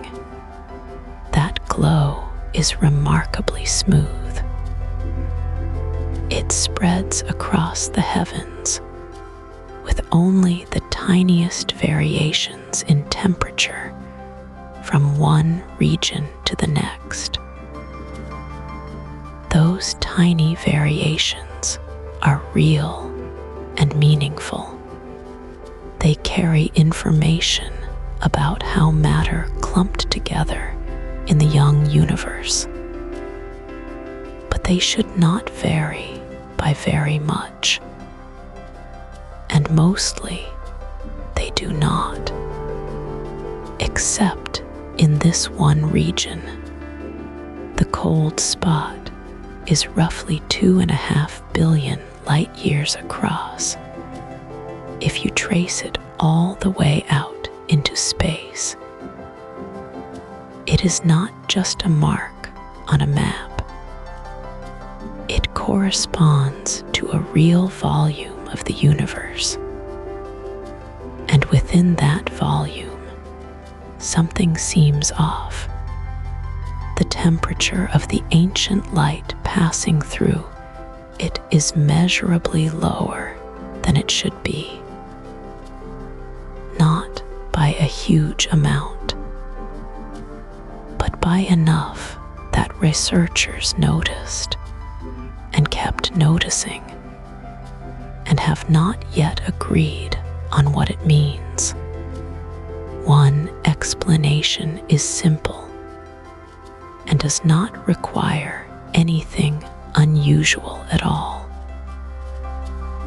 The cold spot might be caused by a supervoid, an enormous region of space that contains far less matter than average. When light travels through a void like that, it can lose a small amount of energy. That energy loss would show up as a slight cooling in the ancient light we detect. Some surveys of the galaxies in that region of sky dew suggest there is a large underdense area there. So the supervoid idea is a real and reasonable possibility. But the supervoid explanation has not fully satisfied everyone. Some researchers have looked at the size and depth of the cold spot and concluded that a supervoid alone may not be enough to account for all of it. The numbers in some analyses do not quite add up. The void would need to be unusually large and unusually empty, perhaps more so than our models of how structure forms in the universe would easily predict. And that is where a stranger idea enters the picture. Some researchers have wondered whether the cold spot could be a faint scar left behind by a collision between our universe and another. In the framework of eternal inflation, the idea that the universe expanded in rapid bursts and may have spawned many separate bubble universes. Neighboring bubbles could, in theory, brush against one another. If our universe and another bubble universe grazed each other long ago, that contact might have left a mark. It might show up as a region where the temperature of the ancient light is slightly different from its surroundings. This is a hypothesis. It is not established. Many physicists are cautious about it because the predicted signature of such a collision is not perfectly clear, and the cold spot's features do not match all versions of what a bubble collision might look like. Some models suggest a collision would produce a circular bruise with a specific pattern of temperature and polarization. The cold spot has some circular qualities, but the match is imperfect, and the evidence is not strong enough to draw a firm conclusion. What makes this genuinely interesting is that both explanations, the supervoid and the bubble collision, remain open. Neither has been ruled out. Neither has been confirmed. The cold spot sits there in the data, a quiet anomaly that different researchers interpret in different ways, depending on which framework they bring to it. Future observations may help. More detailed maps of the polarization of the ancient light and more thorough surveys of the galaxies in that region could sharpen the picture. They might show that the supervoid is exactly the right size and shape to explain everything, or they might deepen the puzzle, or they might reveal something else entirely that no current theory anticipated. For now, the cold spot remains one of those details in the data that does not loudly demand an answer. It simply sits at the edge of what we can explain. A slightly cooler patch in an otherwise smooth ancient sky, waiting for someone to understand it well enough to say, with confidence, what it truly is.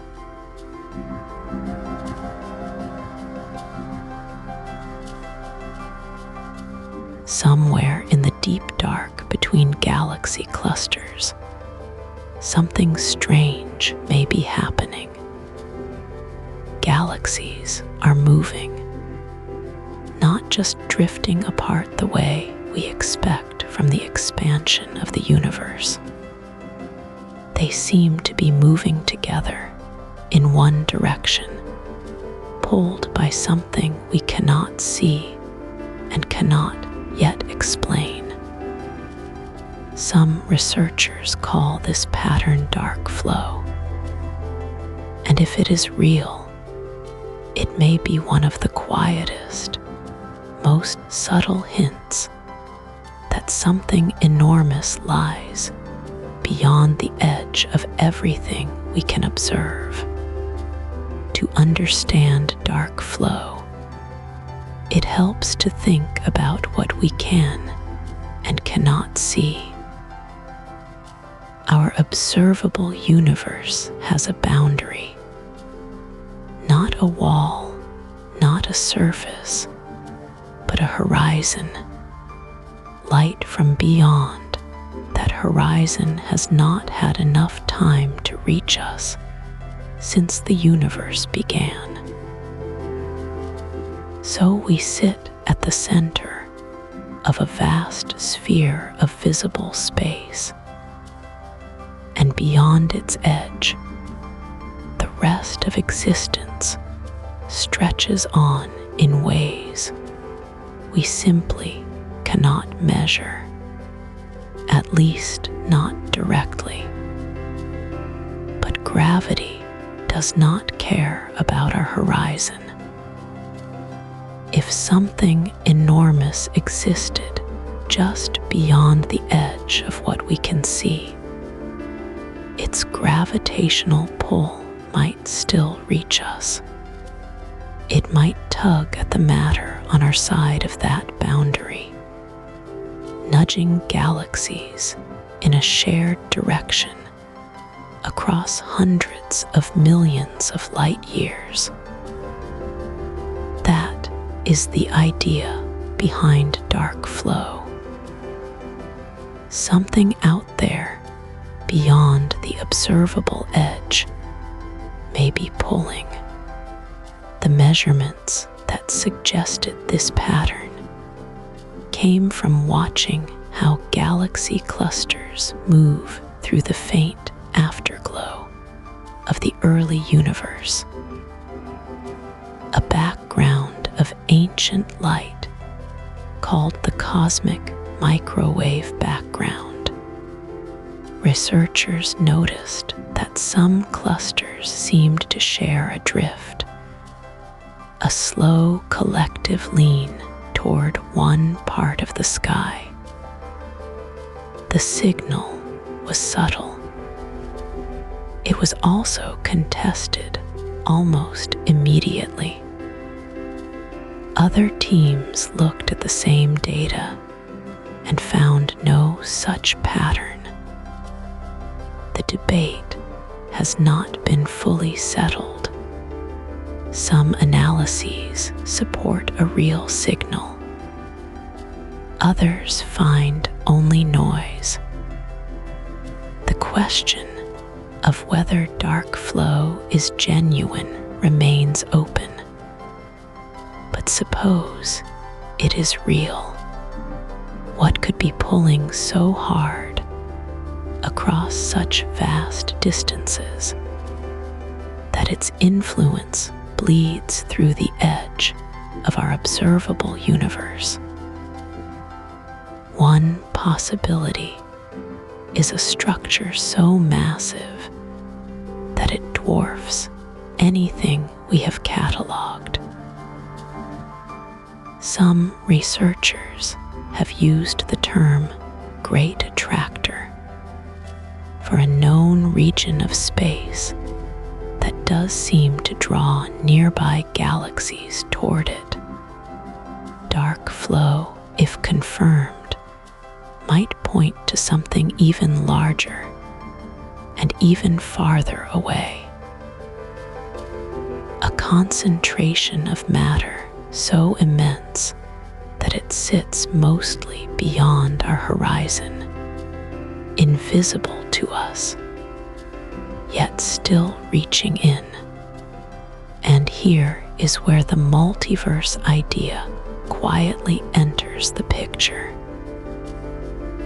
Some theorists have wondered whether dark flow, if it exists, could be a sign of gravitational influence from another universe entirely. In models, where bubble universes form during a period of rapid early expansion. Neighboring bubbles might come close enough to interact. Their gravity might reach across the boundary between them. The pull we observe could be the faint echo of a collision, or simply the gravitational presence of a universe that brushed against ours long ago and left a mark. This idea is speculative. It is not accepted as mainstream science. Many physicists would say there are far simpler explanations for any observed drift in galaxy motion. Explanations that do not require another universe at all. Uneven distributions of matter within our own universe could produce a similar looking signal. The data itself is still disputed, so the multiverse interpretation of dark flow sits at the far edge of hypothesis. Interesting to consider, but not yet supported by evidence strong enough to take seriously as a conclusion. What makes dark flow worth sitting with, even in its uncertainty, is what it represents. It is an attempt to listen for something beyond the boundary of what we can see. It is science pressing its ear against a wall and asking whether anything is on the other side. Most of the time, the answer comes back as silence or as noise too faint to read clearly. But the fact that researchers keep asking, keep measuring, keep refining their instruments says something about the depth of the question itself. The universe we live in does not exist in isolation, at least not in the minds of those who study it most carefully. It connects outward through gravity, through the faint signatures left in ancient light, through the motion of things too far away to see clearly. Whether those connections reach all the way to other universes, or simply to unseen corners of our own, is something the data has not yet decided. For now, the galaxies keep moving, slowly, steadily, in a direction that may mean nothing at all, or may mean something we are only beginning to imagine. The pull, if it is there, is patient. And so, tonight, can we be?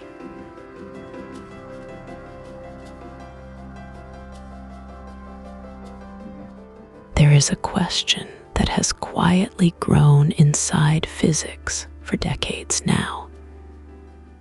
It began as a small, strange idea at the edge of what mathematics could describe.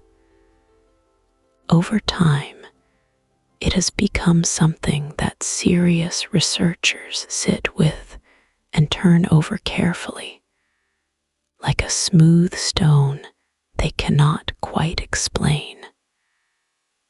The question is this: When something falls into a black hole, where does it go?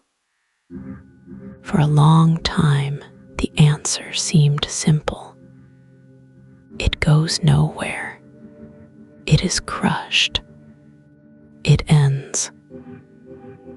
But that answer has never fully satisfied the people who study how the universe works at its deepest level. And slowly, over many years, a different kind of thinking has taken shape. A black hole is a place where gravity has pulled so hard that space itself curves inward without stopping. At its center, as far as our current understanding reaches, the normal rules of physics seem to break down. The equations that describe space and time stop giving clean answers.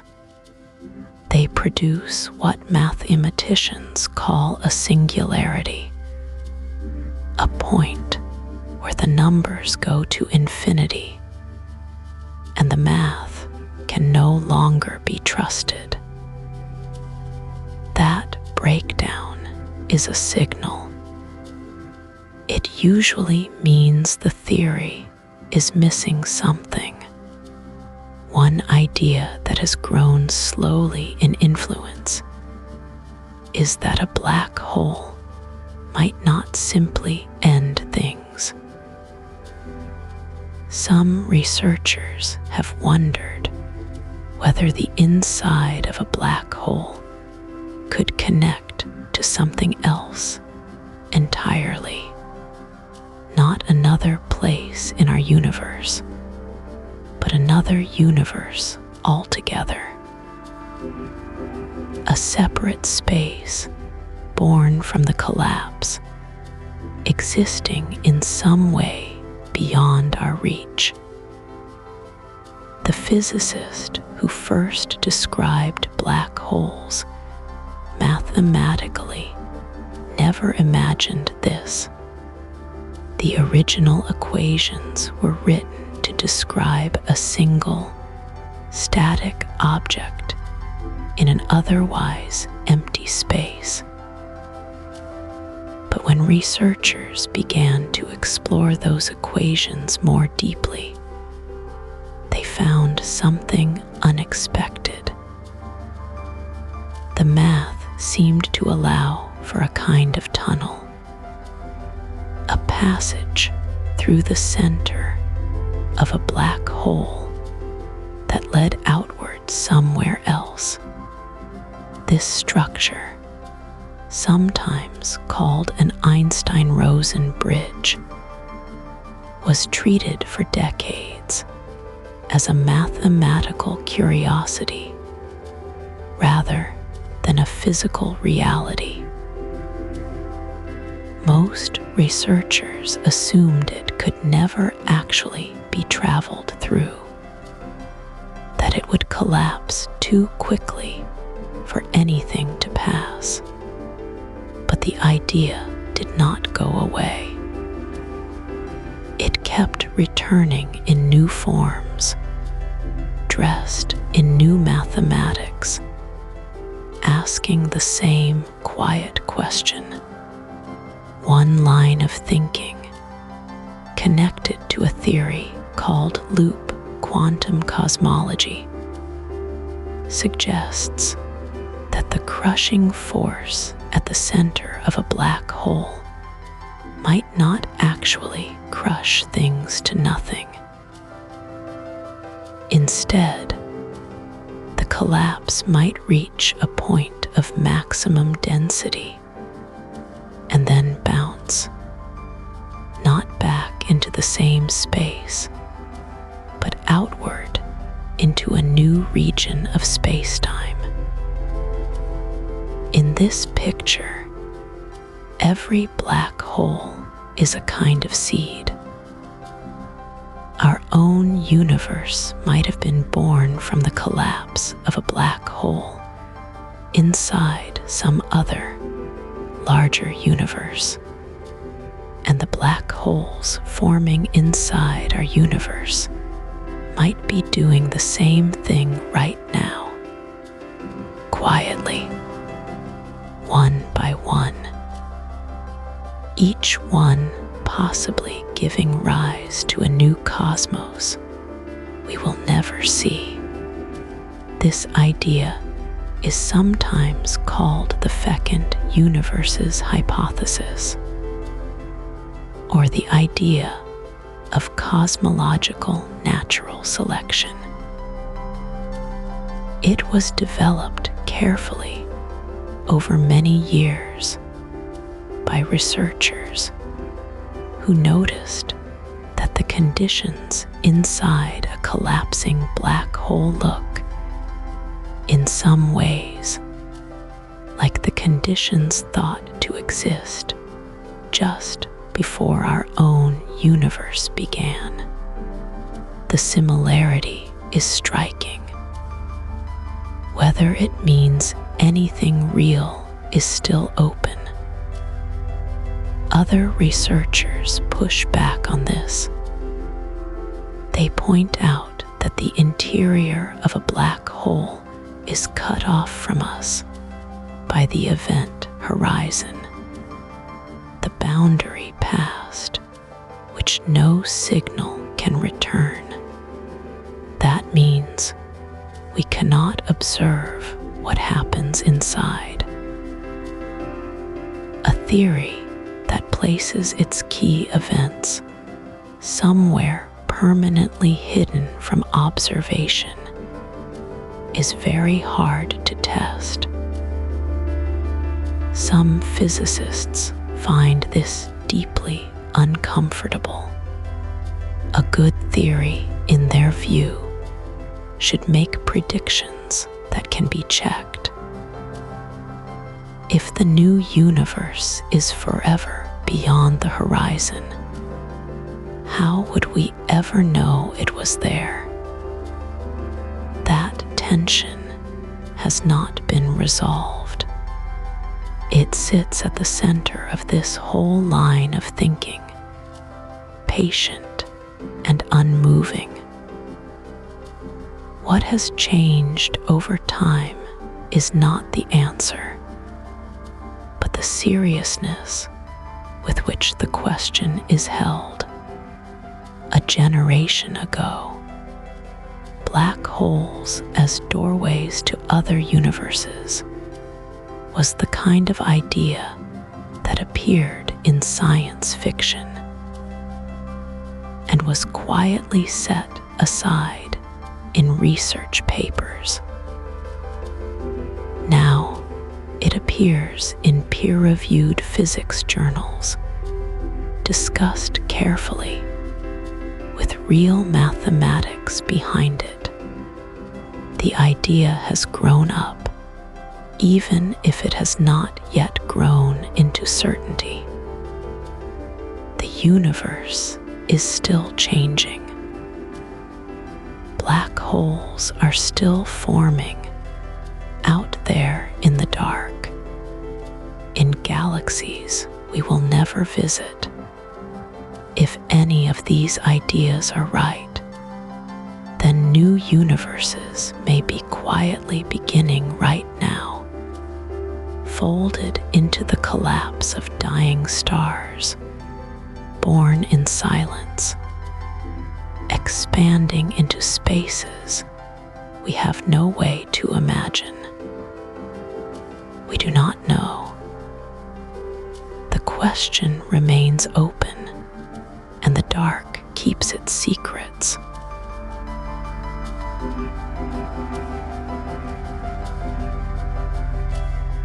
There is a kind of light that physics allows, but has never been seen. It would pour outward from a single point, not falling inward the way light falls into a black hole, but rushing out, bright and unstoppable. unstoppable, like water bursting from a crack in a dam. Physicists call this object a white hole. And while the mathematics that describes black holes also quietly permits white holes to exist, no one has ever found one. No telescope has caught one. No signal has confirmed one. The question of whether they are real sits open, like a door left slightly ajar in a dark hallway. To understand what a white hole might be, it helps to think about its opposite. A black hole pulls everything inward past its event horizon, the invisible boundary past which nothing, not even light, can return. The gravity is so deep that escape becomes impossible, but the same equations that describe that inward pull have a mirror solution, a solution that runs the other way. Where a black hole only takes, a white hole would only give. Nothing could fall in. Everything would pour out. Some researchers wonder whether that outpouring could be connected to a black hole somewhere else. The idea is that a black hole in one region of space might be linked through a kind of tunnel in the geometry of space-time to a white hole somewhere far away. That tunnel has a name, a wormhole, sometimes called an Einstein-Rosen bridge, after the two physicists who first described it mathematically. The black hole swallows, the white hole releases, and the material that vanishes in one place might, in some form, emerge in another. Here is where the multiverse enters quietly. If that white hole opens somewhere beyond our observable universe, the light and matter pouring from it might be seeding an entirely new region of space. Some theorists have suggested that what we call the Big Bang, the moment our universe began expanding in a flood of heat and light, might itself have been a white hole event. Our universe, on this view, could be the outpouring from a black hole that formed somewhere else, the light of our earliest moments, the warm orange glow of the cosmic microwave background that fills the sky in every direction, might be the afterglow of that original release. This idea is sometimes called the black hole cosmology hypothesis. It is not widely accepted. Many physicists find it speculative and hard to test, but it is not dismissed either. It sits in the category of things that cannot yet be ruled out. The light from a white hole, if one existed, would be unlike anything we have observed. It would not flicker or pulse the way a star does. It would not orbit or spiral the way gas does around a black hole.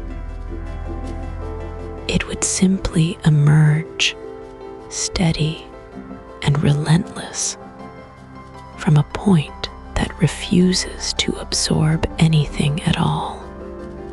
The color of that light, its wavelength, its energy, would carry information about whatever fell into the black hole on the other side. Some researchers wonder if that information, the record of everything swallowed, could be read in the light that comes out. This connects to one of the deepest unsolved problems in physics, the black hole information paradox. When something falls into a black hole, does the information describing it, its shape, its mass, its history, disappear forever? Or does it survive in some form? One possibility is that white holes are part of the answer, that the information does not vanish, but travels through the geometry of space-time and emerges elsewhere, encoded in light that no one on our side of the tunnel could easily decode. The honest answer is that no one knows. White holes are permitted by general relativity, the theory that describes gravity and the shape of space-time. But permission in mathematics does not guarantee existence in nature. There may be physical reasons why white holes cannot form, or cannot survive, or collapse the moment they begin. Some physicists argue they would be unstable, flickering out before they could release anything at all. And yet the image stays with you. A place in the universe, or beyond it, where light only flows outward, where nothing is consumed and everything is given, where the darkness that swallows in one place becomes the brightness that pours into another. Whether that brightness is the beginning of a new universe, or simply a mathematical ghost with no physical body, remains one of the quieter, open questions in cosmology. The light that has never been seen, the door that the equations left open. For now, it waits somewhere in the math, glowing in theory, unseen in the sky.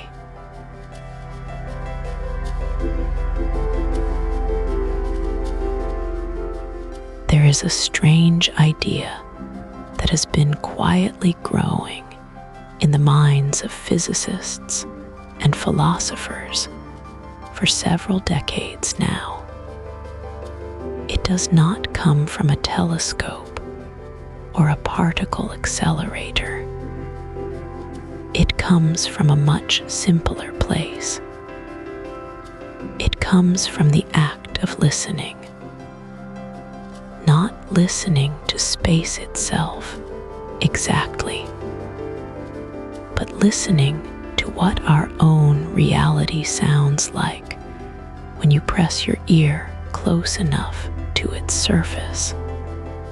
And what some researchers hear when they do that is something that sounds less like nature and more like code.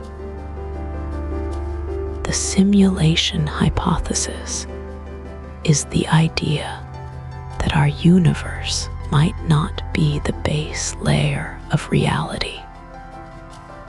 It might be something running inside something else, a constructed space built from information, the way a program runs inside a machine.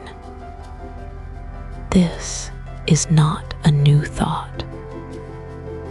Philosophers have wondered about it for centuries in different forms.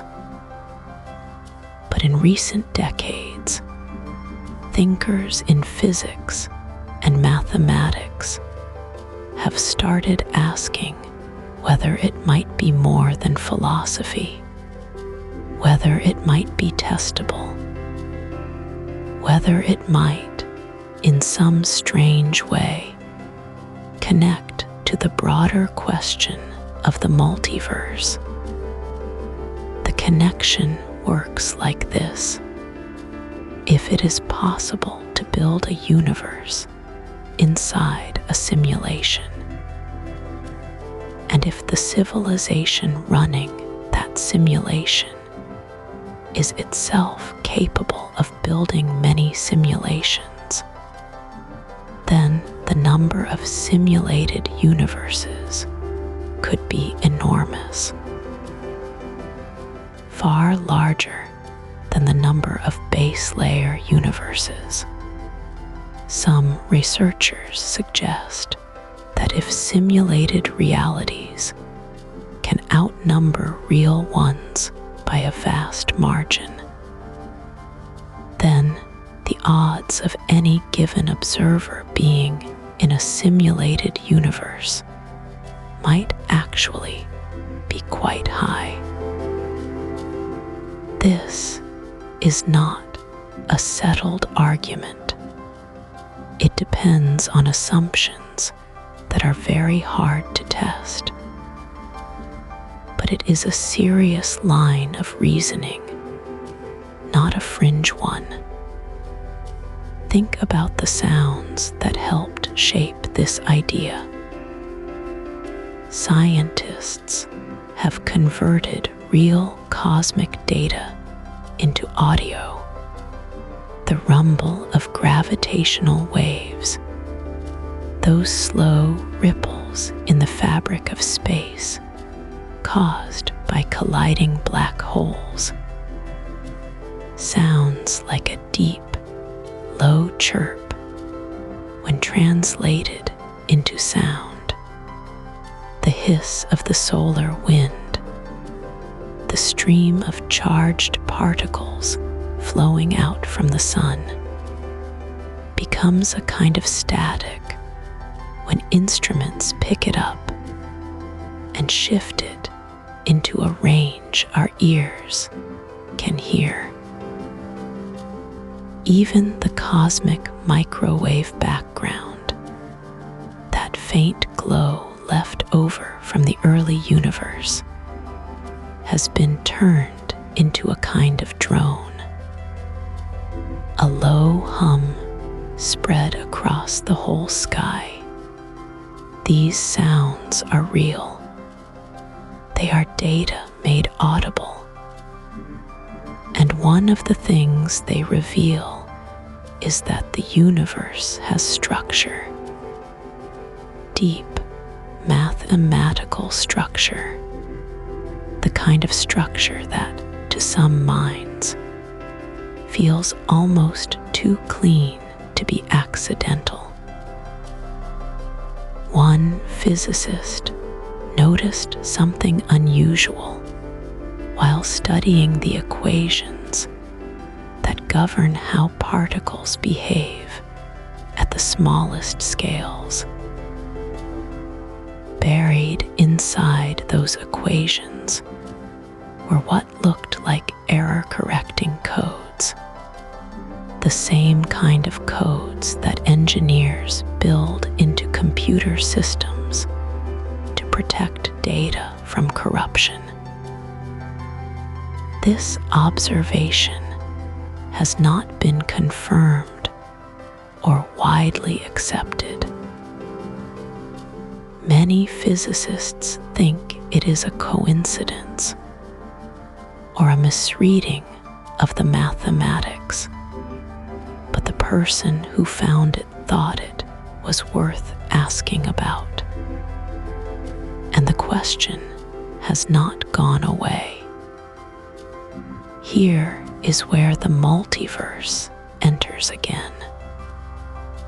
If our universe is a simulation, then the thing running it exists in a different layer of reality, a layer with its own physics, its own rules, possibly its own space and time. That outer layer might itself be a simulation inside something else.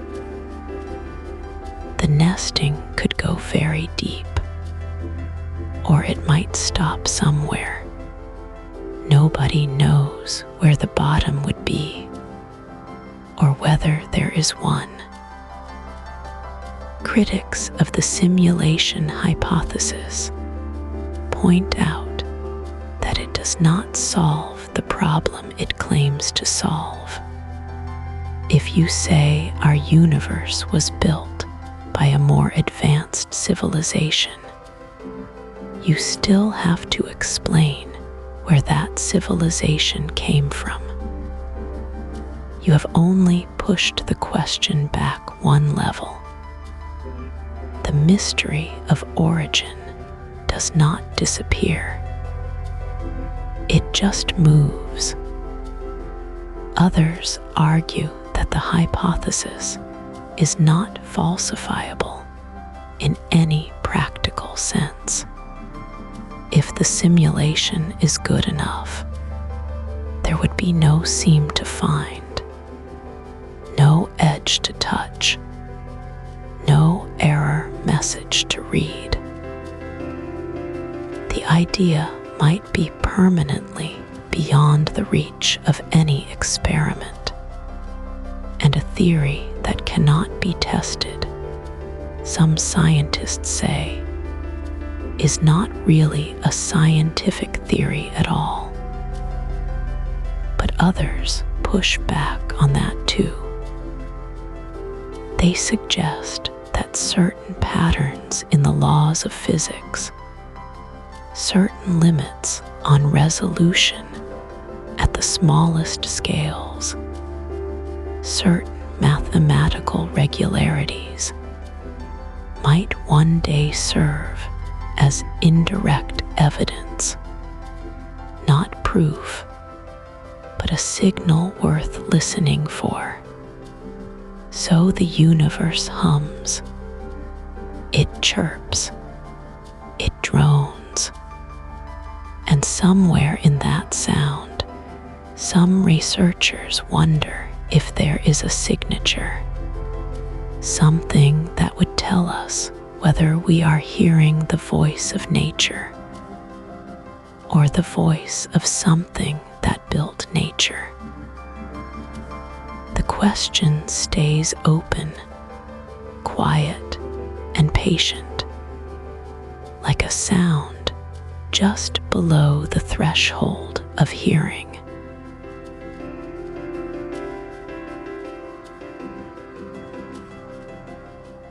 There is something quietly beautiful about the way mathematics works. Numbers do not care about distance. They do not care about time. A simple equation written on a piece of paper can describe the arc of a comet millions of miles away. That same equation might, some researchers believe, describe something far stranger. The idea that in an infinite universe, everything that can happen will happen. And if it happens once, it may happen again and again, forever. This idea has a name. It is called eternal recurrence. The word recurrence means coming back around, repeating. The idea is old. Ancient philosophers wondered about it long before modern physics gave it a mathematical shape. But today, some cosmologists, scientists who study the large-scale structure of the universe, have found that the numbers themselves seem to point towards something like it. Here is the core of the idea. If space is truly infinite, and if matter is spread throughout that infinite space, then the number of ways matter can arrange itself is very large, but not infinite. Think of it like a deck of cards. A deck has only so many cards. If you shuffle it enough times, you will eventually repeat a pattern you have seen before. The universe, in this view, is like an unimaginably large deck being shuffled across an unimaginably large space. Given enough room, every arrangement of particles must eventually repeat. The math behind this is not magic.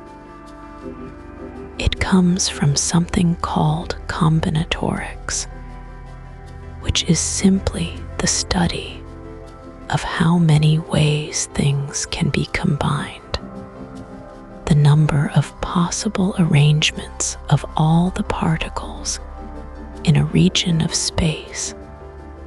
The size of our observable universe is enormous.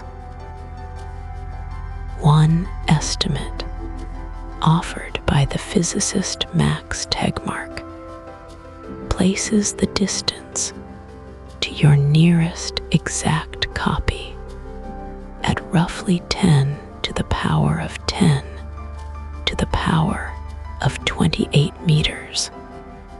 That number is so large, it has no name in ordinary language. It is not a distance anyone could travel. It is barely a distance anyone can think about. But mathematically, in a truly infinite universe, it would exist. And that is where the strangeness begins. If that copy exists, it is not just a universe that looks like ours from the outside. It would be a universe where every atom is in the same place. Every star, every planet, every thought that has ever been thought here would be thought there too. The question of what that means for identity, for meaning, for the idea of a unique self, is one that mathematics alone cannot answer. Some researchers find this conclusion deeply uncomfortable, not because it is frightening, but because it seems to say something odd about probability. If there are infinite copies of every event, then then the idea of something being rare or likely starts to lose its footing. How do you calculate the odds of something when every outcome happens somewhere?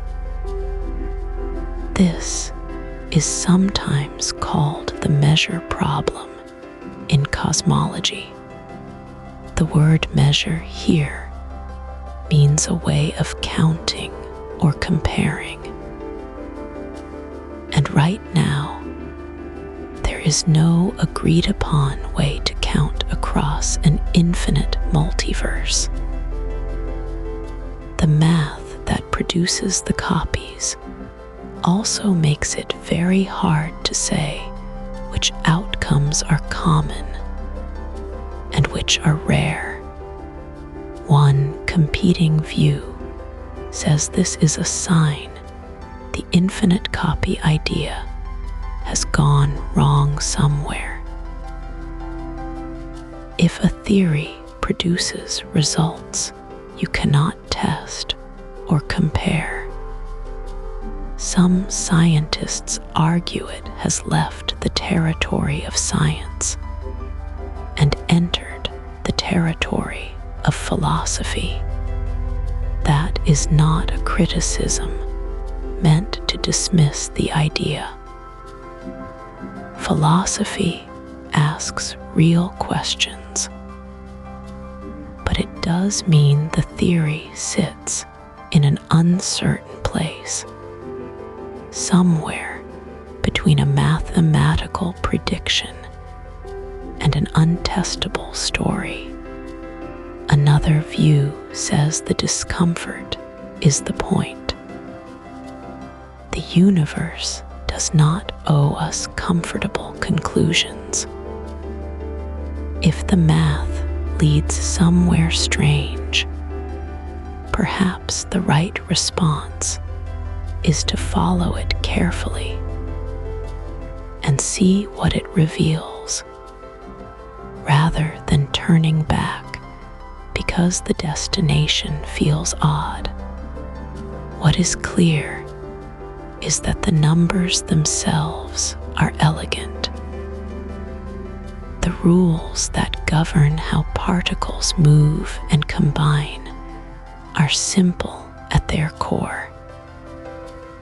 They can be written in a few lines, and yet those simple rules, applied across infinite space and infinite time, produce conclusions that stretch far beyond anything we can see or confirm. The gap between the simplicity of the rules and the strangeness of their implications is one of the quieter mysteries in all of physics. Whether infinite copies of this moment exist somewhere in an endless cosmos, whether the math is pointing at something real or simply running past the edge of what is knowable, remains genuinely open. The numbers are beautiful. What they mean is another question entirely. And for now, that question rests quietly, like a soft light left on in a room no one has entered yet.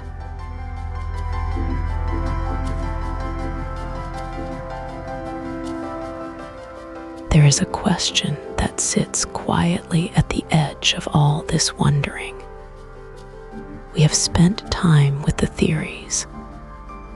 We have followed the math into strange corners. We have imagined bubble universes drifting apart in an endless foam, and quantum branches splitting off with every tiny event. But one question keeps returning, soft and patient, like a light left on in a distant room. Could we ever actually detect another universe? Not imagine it, not calculate it, detect it. The honest answer right now is that we do not know. Some researchers believe detection is not just possible, but inevitable if we look carefully enough at the right places. Others believe the question itself may be unanswerable, not because we lack the tools, but because the nature of other universes makes them permanently out of reach. Both positions are held by serious, thoughtful people. Neither side has won the argument. Here is the problem at its heart. If another universe exists beyond our own, it exists beyond the boundary of what light can ever reach us from. Our observable universe, the sphere of space from which light has had time to travel since the beginning, is a kind of bubble of information. Everything outside that bubble is, in a very real sense, invisible to us. Not hidden behind a curtain we could one day pull aside, simply unreachable by any signal we know of. And yet, there may be exceptions. One idea that researchers have explored is the possibility of a collision. In the bubble universe picture, where eternal inflation keeps generating new universes like soap bubbles forming in a vast foam, neighboring bubbles could, in principle, brush against each other if our universe and another once grazed each other long ago. That contact might have left a mark, a faint bruise pressed into the oldest light we can observe, the cosmic microwave background, which is the soft glow of radiation left over from the earliest moments after our universe began. Some scientists have looked at the patterns in that ancient light and wondered whether certain unusual features, slight asymmetries, unexpected cold regions, could be the faded echo of such a collision. The cold spot, a region of the sky that appears slightly cooler than its surroundings, has been one candidate, but the evidence is not clear. Most researchers think the cold spot likely has a simpler explanation: a large, empty region of space closer to us, or just natural variation. The collision idea remains a possibility, not a conclusion. There is another approach, quieter and more mathematical. Some physicists argue that if the multiverse is real, its fingerprints might show up not in a single dramatic signal, but in the statistics of what we observe. The idea is that the constants of nature, the precise numbers that govern how matter and energy behave, might cluster in patterns that only make sense if our universe is one of many. If we live in a universe drawn from a vast collection of possible universes, then the values we measure should reflect that. Some researchers find this argument compelling. Others find it frustrating because it is very hard to test. A statistical argument about a distribution you can only sample once is a fragile kind of evidence. Gravity offers another thread to pull. In the Braneworld picture, where our universe is a thin surface floating in a higher dimensional space, gravity is the one force that might leak between surfaces.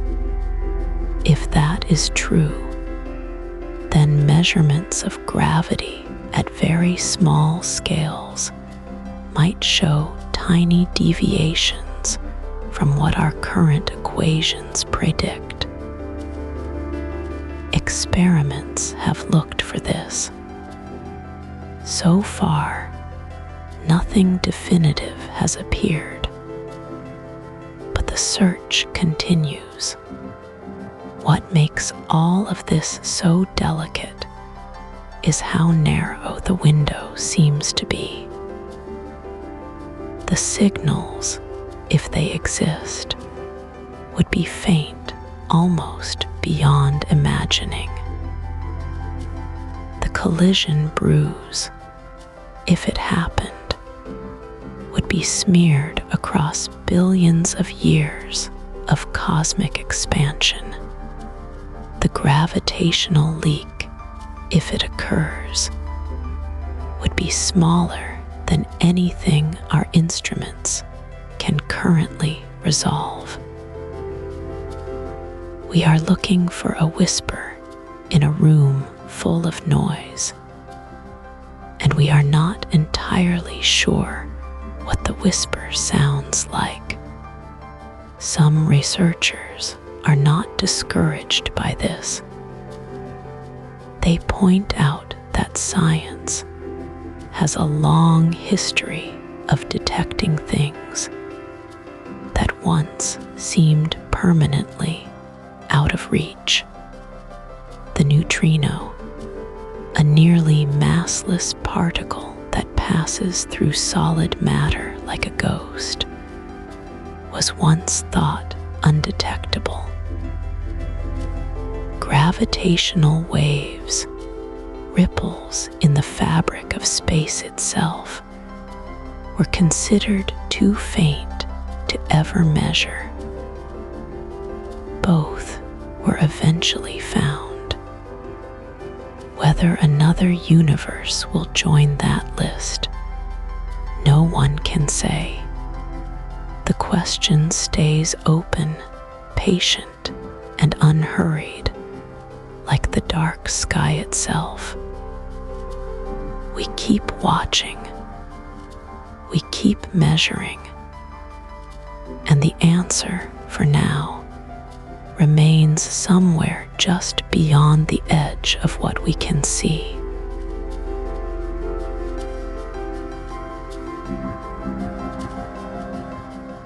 There is an old puzzle that sits quietly at the edge of astronomy. It goes something like this. The universe is enormous. It is ancient. By almost any measure, the conditions for life seem like they could exist in many places. And yet, when we listen, we hear nothing. No signals, No visitors, no clear signs that anyone else is out there. This puzzle has a name. It is called the Fermi paradox, after the physicist who once asked a simple question over lunch: where is everybody? For decades, that question lived mostly inside the study of life in our own universe. But some researchers have started to wonder whether the multiverse idea might quietly change the way we think about it. Not solve it, not close it, just shift the shape of the question in ways that are still hard to fully work out.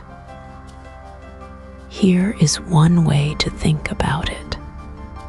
If the multiverse is real, and if other universes exist with different physical rules, then most of those universes might not be able to support life at all.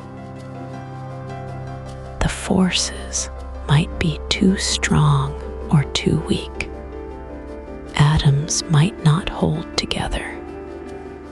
Stars might never form. Life, in that picture, would be extremely rare across the full collection of all possible universes. Our universe would be one of the lucky ones, or perhaps the only kind where anything like us could ever appear. Some researchers find that idea quietly reassuring when it comes to the Fermi paradox. If life-friendly universes are rare, maybe life itself is rare inside them too. Maybe the silence we hear is not strange at all. Maybe it is exactly what you would expect in a universe that barely scraped together the right conditions for anything to exist. But others push back on that reasoning. They point out that even if life-friendly universes are rare, our own universe is still enormously large. It contains hundreds of billions of galaxies, each with hundreds of billions of stars. The sheer number of possible places for life to arise is staggering, so the silence still needs explaining. Even if you accept that our universe is special, there is another angle here, one that comes from the many worlds interpretation of quantum physics. In that picture, every possible outcome of every event branches off into its own version of reality. Some researchers wonder what that would mean for a civilization trying to send a signal across space. If every possible outcome happens somewhere, then contact and non-contact both occur. The question of where everybody is becomes harder to even frame cleanly. It is not that they are absent. It is that the idea of a single shared answer might not hold up the way we expect. This is one of those places where the multiverse idea creates more questions than it answers. And that is not a failure. That is just what happens when a big idea meets a big puzzle. The edges get stranger, not smoother. Some researchers take a different view entirely. They suggest that the Fermi paradox and the multiverse might not be connected in any meaningful way. The two questions, they argue, operate at such different scales that linking them may not be useful. One is about what we can detect inside our observable universe. The other is about what might exist beyond any boundary we could ever reach. Mixing them together in this view risks confusing two separate problems. That disagreement is itself unresolved. There is no consensus on whether multiverse thinking genuinely reshapes the Fermi paradox, or whether the two ideas simply live in different rooms and rarely need to meet. What stays with you, sitting with both questions at once, is a particular kind of quiet. The universe is old. It has had time, and still we hear nothing we can confirm. Whether that silence points to something about the rarity of life, or the nature of physics, or the structure of reality across many possible universes. No one can say for certain yet. The Fermi paradox has never had a clean answer. The multiverse has never had a confirmed one. Placing them side by side does not resolve either. But it does something else. It shows how the deepest open questions in science tend to lean on each other. They share edges. They borrow each other's language. And sometimes, a question you thought lived in one corner of the unknown turns out to have a quiet door that opens into another. We do not know where everybody is. We do not know if other universes exist. Both of those gaps remain wide open, patient, and genuinely unresolved.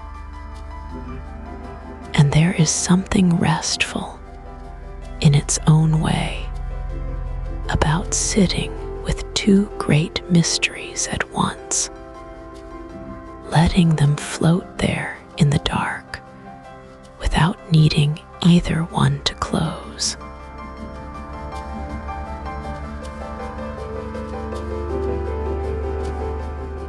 There is a question that sits quietly beneath all the others.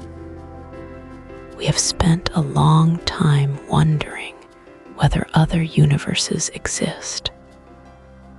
But there is a stranger question hiding inside that one. If other universes do exist, would time work the same way inside them? Would cause still lead to effect? Would anything happen in any order at all?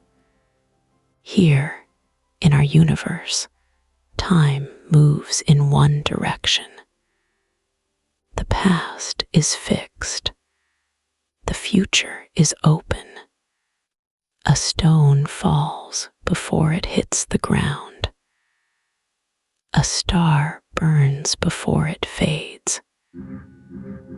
This sequence feels so natural that it is easy to forget it might not be universal.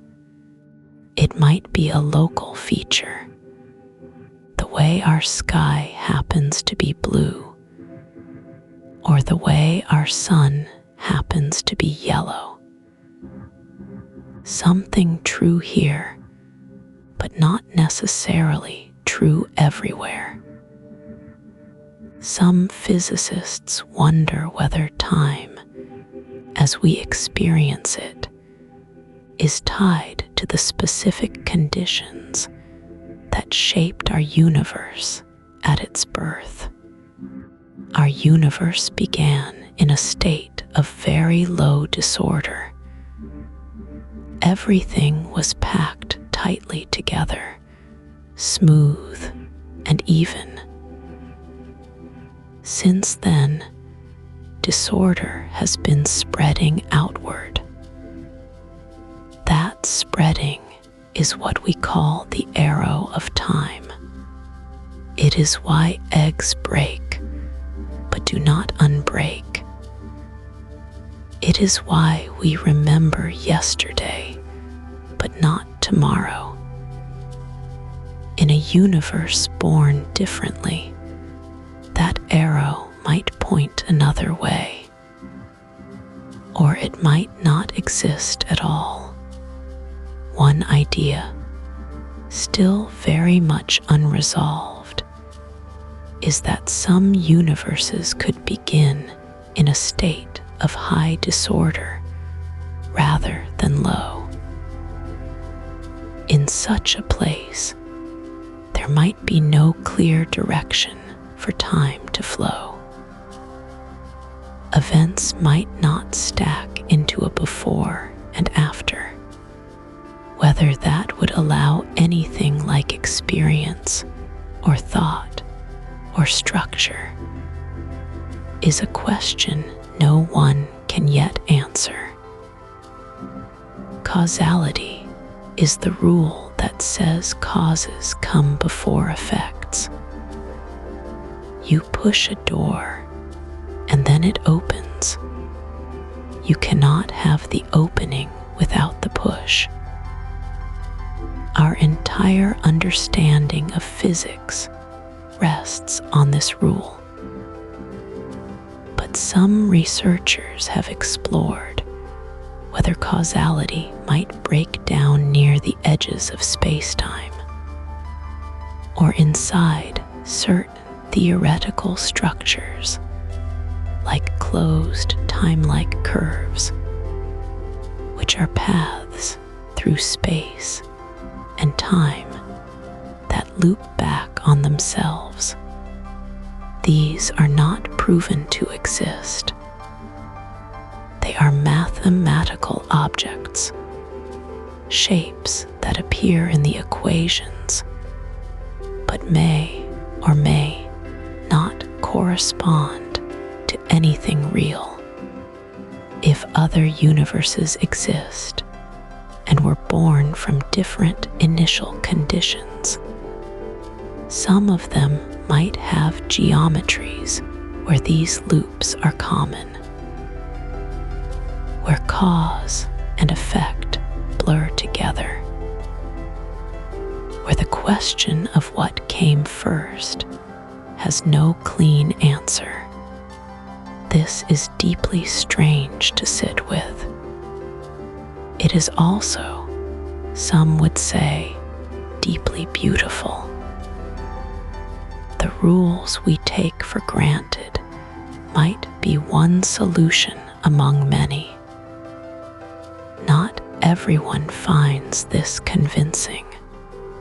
Some physicists argue that causality is not just a feature of our universe, but a logical requirement for anything to exist at all. Without it, they say, there there is no coherent structure, no physics, no anything. On this view, any universe that lacks causality is not really a universe in any meaningful sense. It is just noise.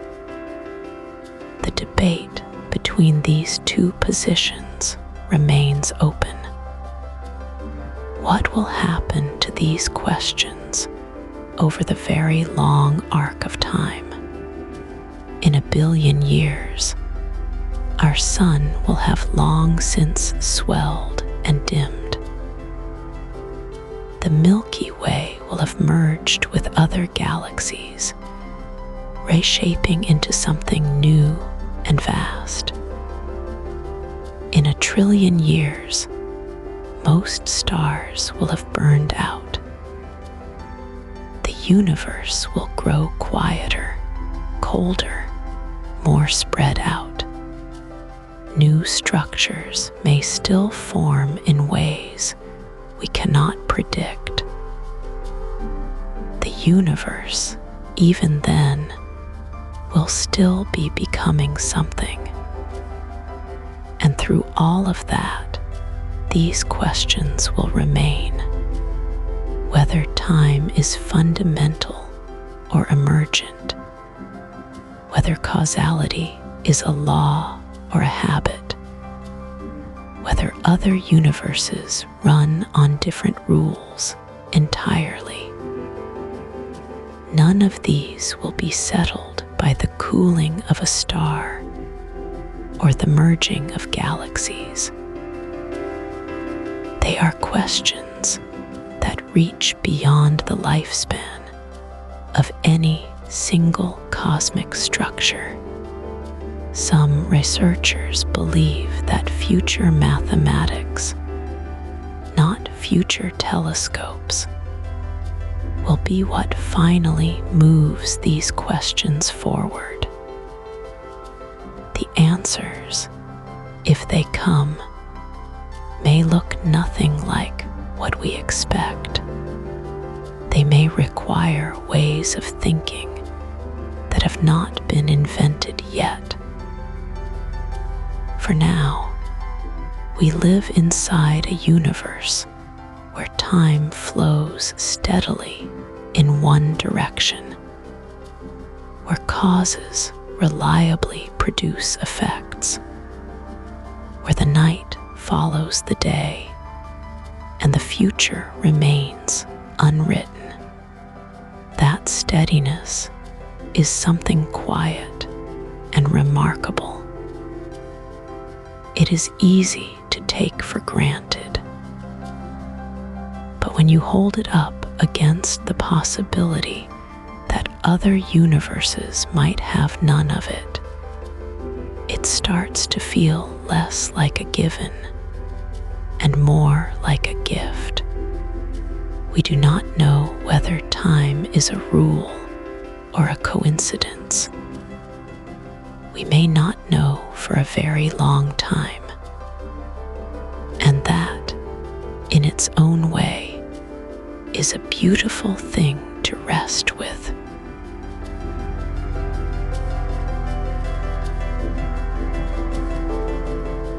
For a long time, humans have thought of the universe as having a beginning, a moment before which there was nothing, a silence so complete it had no edges, no color, no time.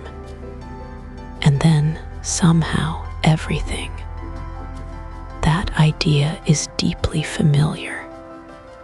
It feels almost like a story we were born knowing. There was nothing, and then there was something. A start, a first moment, a page one. But the multiverse, if it exists, quietly unsettles that story. Think about what eternal inflation suggests. The idea is that space itself never stopped expanding, it expanded here in our region and slowed down enough to form our universe. But elsewhere, the expansion kept going. New bubbles formed. New universes bloomed out of that endless, churning growth. If that picture is right, then our beginning was not the beginning. It was just one beginning among an uncountable number of beginnings. Our page one is buried somewhere in the middle of a book with no first chapter. Some researchers find this deeply strange. Others find it almost comforting.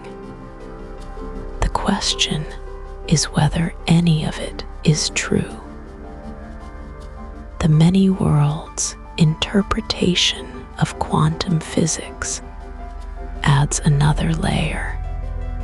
In that view, every moment of change, every tiny event at the smallest scale, branches into multiple outcomes, all of them real, all of them happening.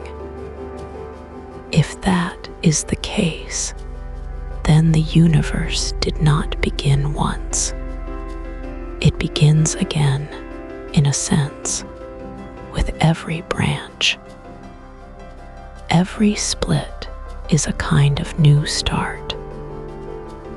The idea of a single, clean beginning starts to blur. Not everyone accepts this. Some physicists argue that the branching picture is too extravagant. It asks us to believe in an enormous, ever-growing structure of realities, just to explain what we observe in one. The simpler answer, they say, might still be out there. The question of which picture is right remains genuinely open. Then there is the mathematical universe hypothesis. The idea that every possible mathematical structure exists as a real universe. If that is true, then there is no beginning in the usual sense at all. There is no moment when things started. There is only the full collection of all possible realities, sitting outside of time, complete and unchanging. Our universe is not something that was created. It is something that simply is, the way the number 7 simply is. That idea is hard to hold in the mind. It asks us to let go of time as the container that everything lives inside. And yet, some thinkers take it seriously. Others say it proves nothing, because a hypothesis that explains everything equally well explains nothing at all. What all of these ideas share is a quiet challenge to the notion of a singular origin. They suggest that asking what came before the Big Bang might be like asking what is north of the North Pole. The question might not be wrong exactly. It might just be aimed at something that does not exist in the way we imagine it. And here is where the perspective widens all the way. The atoms in your body are old. The calcium in your bones was forged in the heart of a star that died long before our sun was born. The iron in your blood was scattered by a supernova. You are made of material that has been part of the universe for billions of years. You are not separate from the cosmos looking in.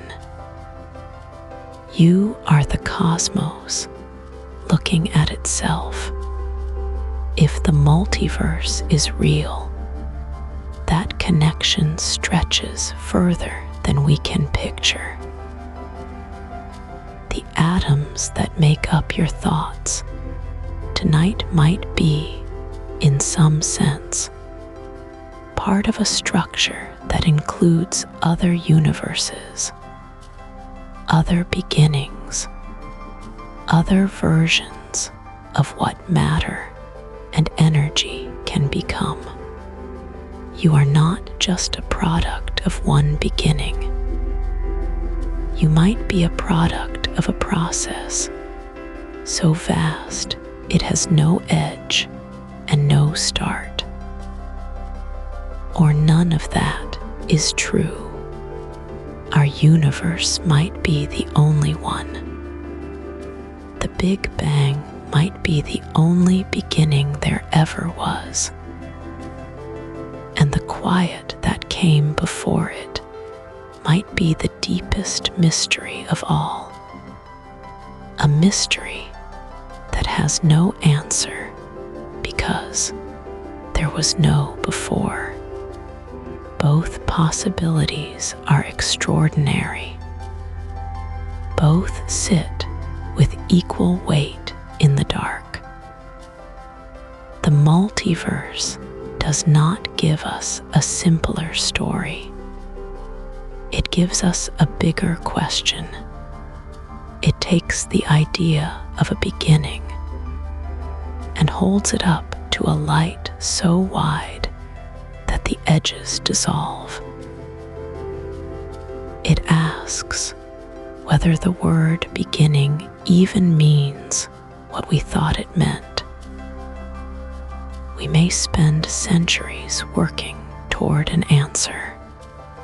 We may find that the question keeps opening outward, the way the universe itself seems to do.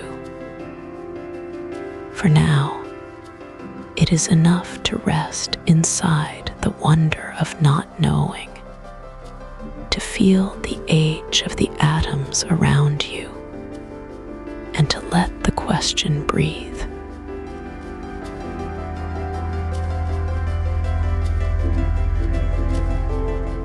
We have come a long way tonight. We started with a simple question.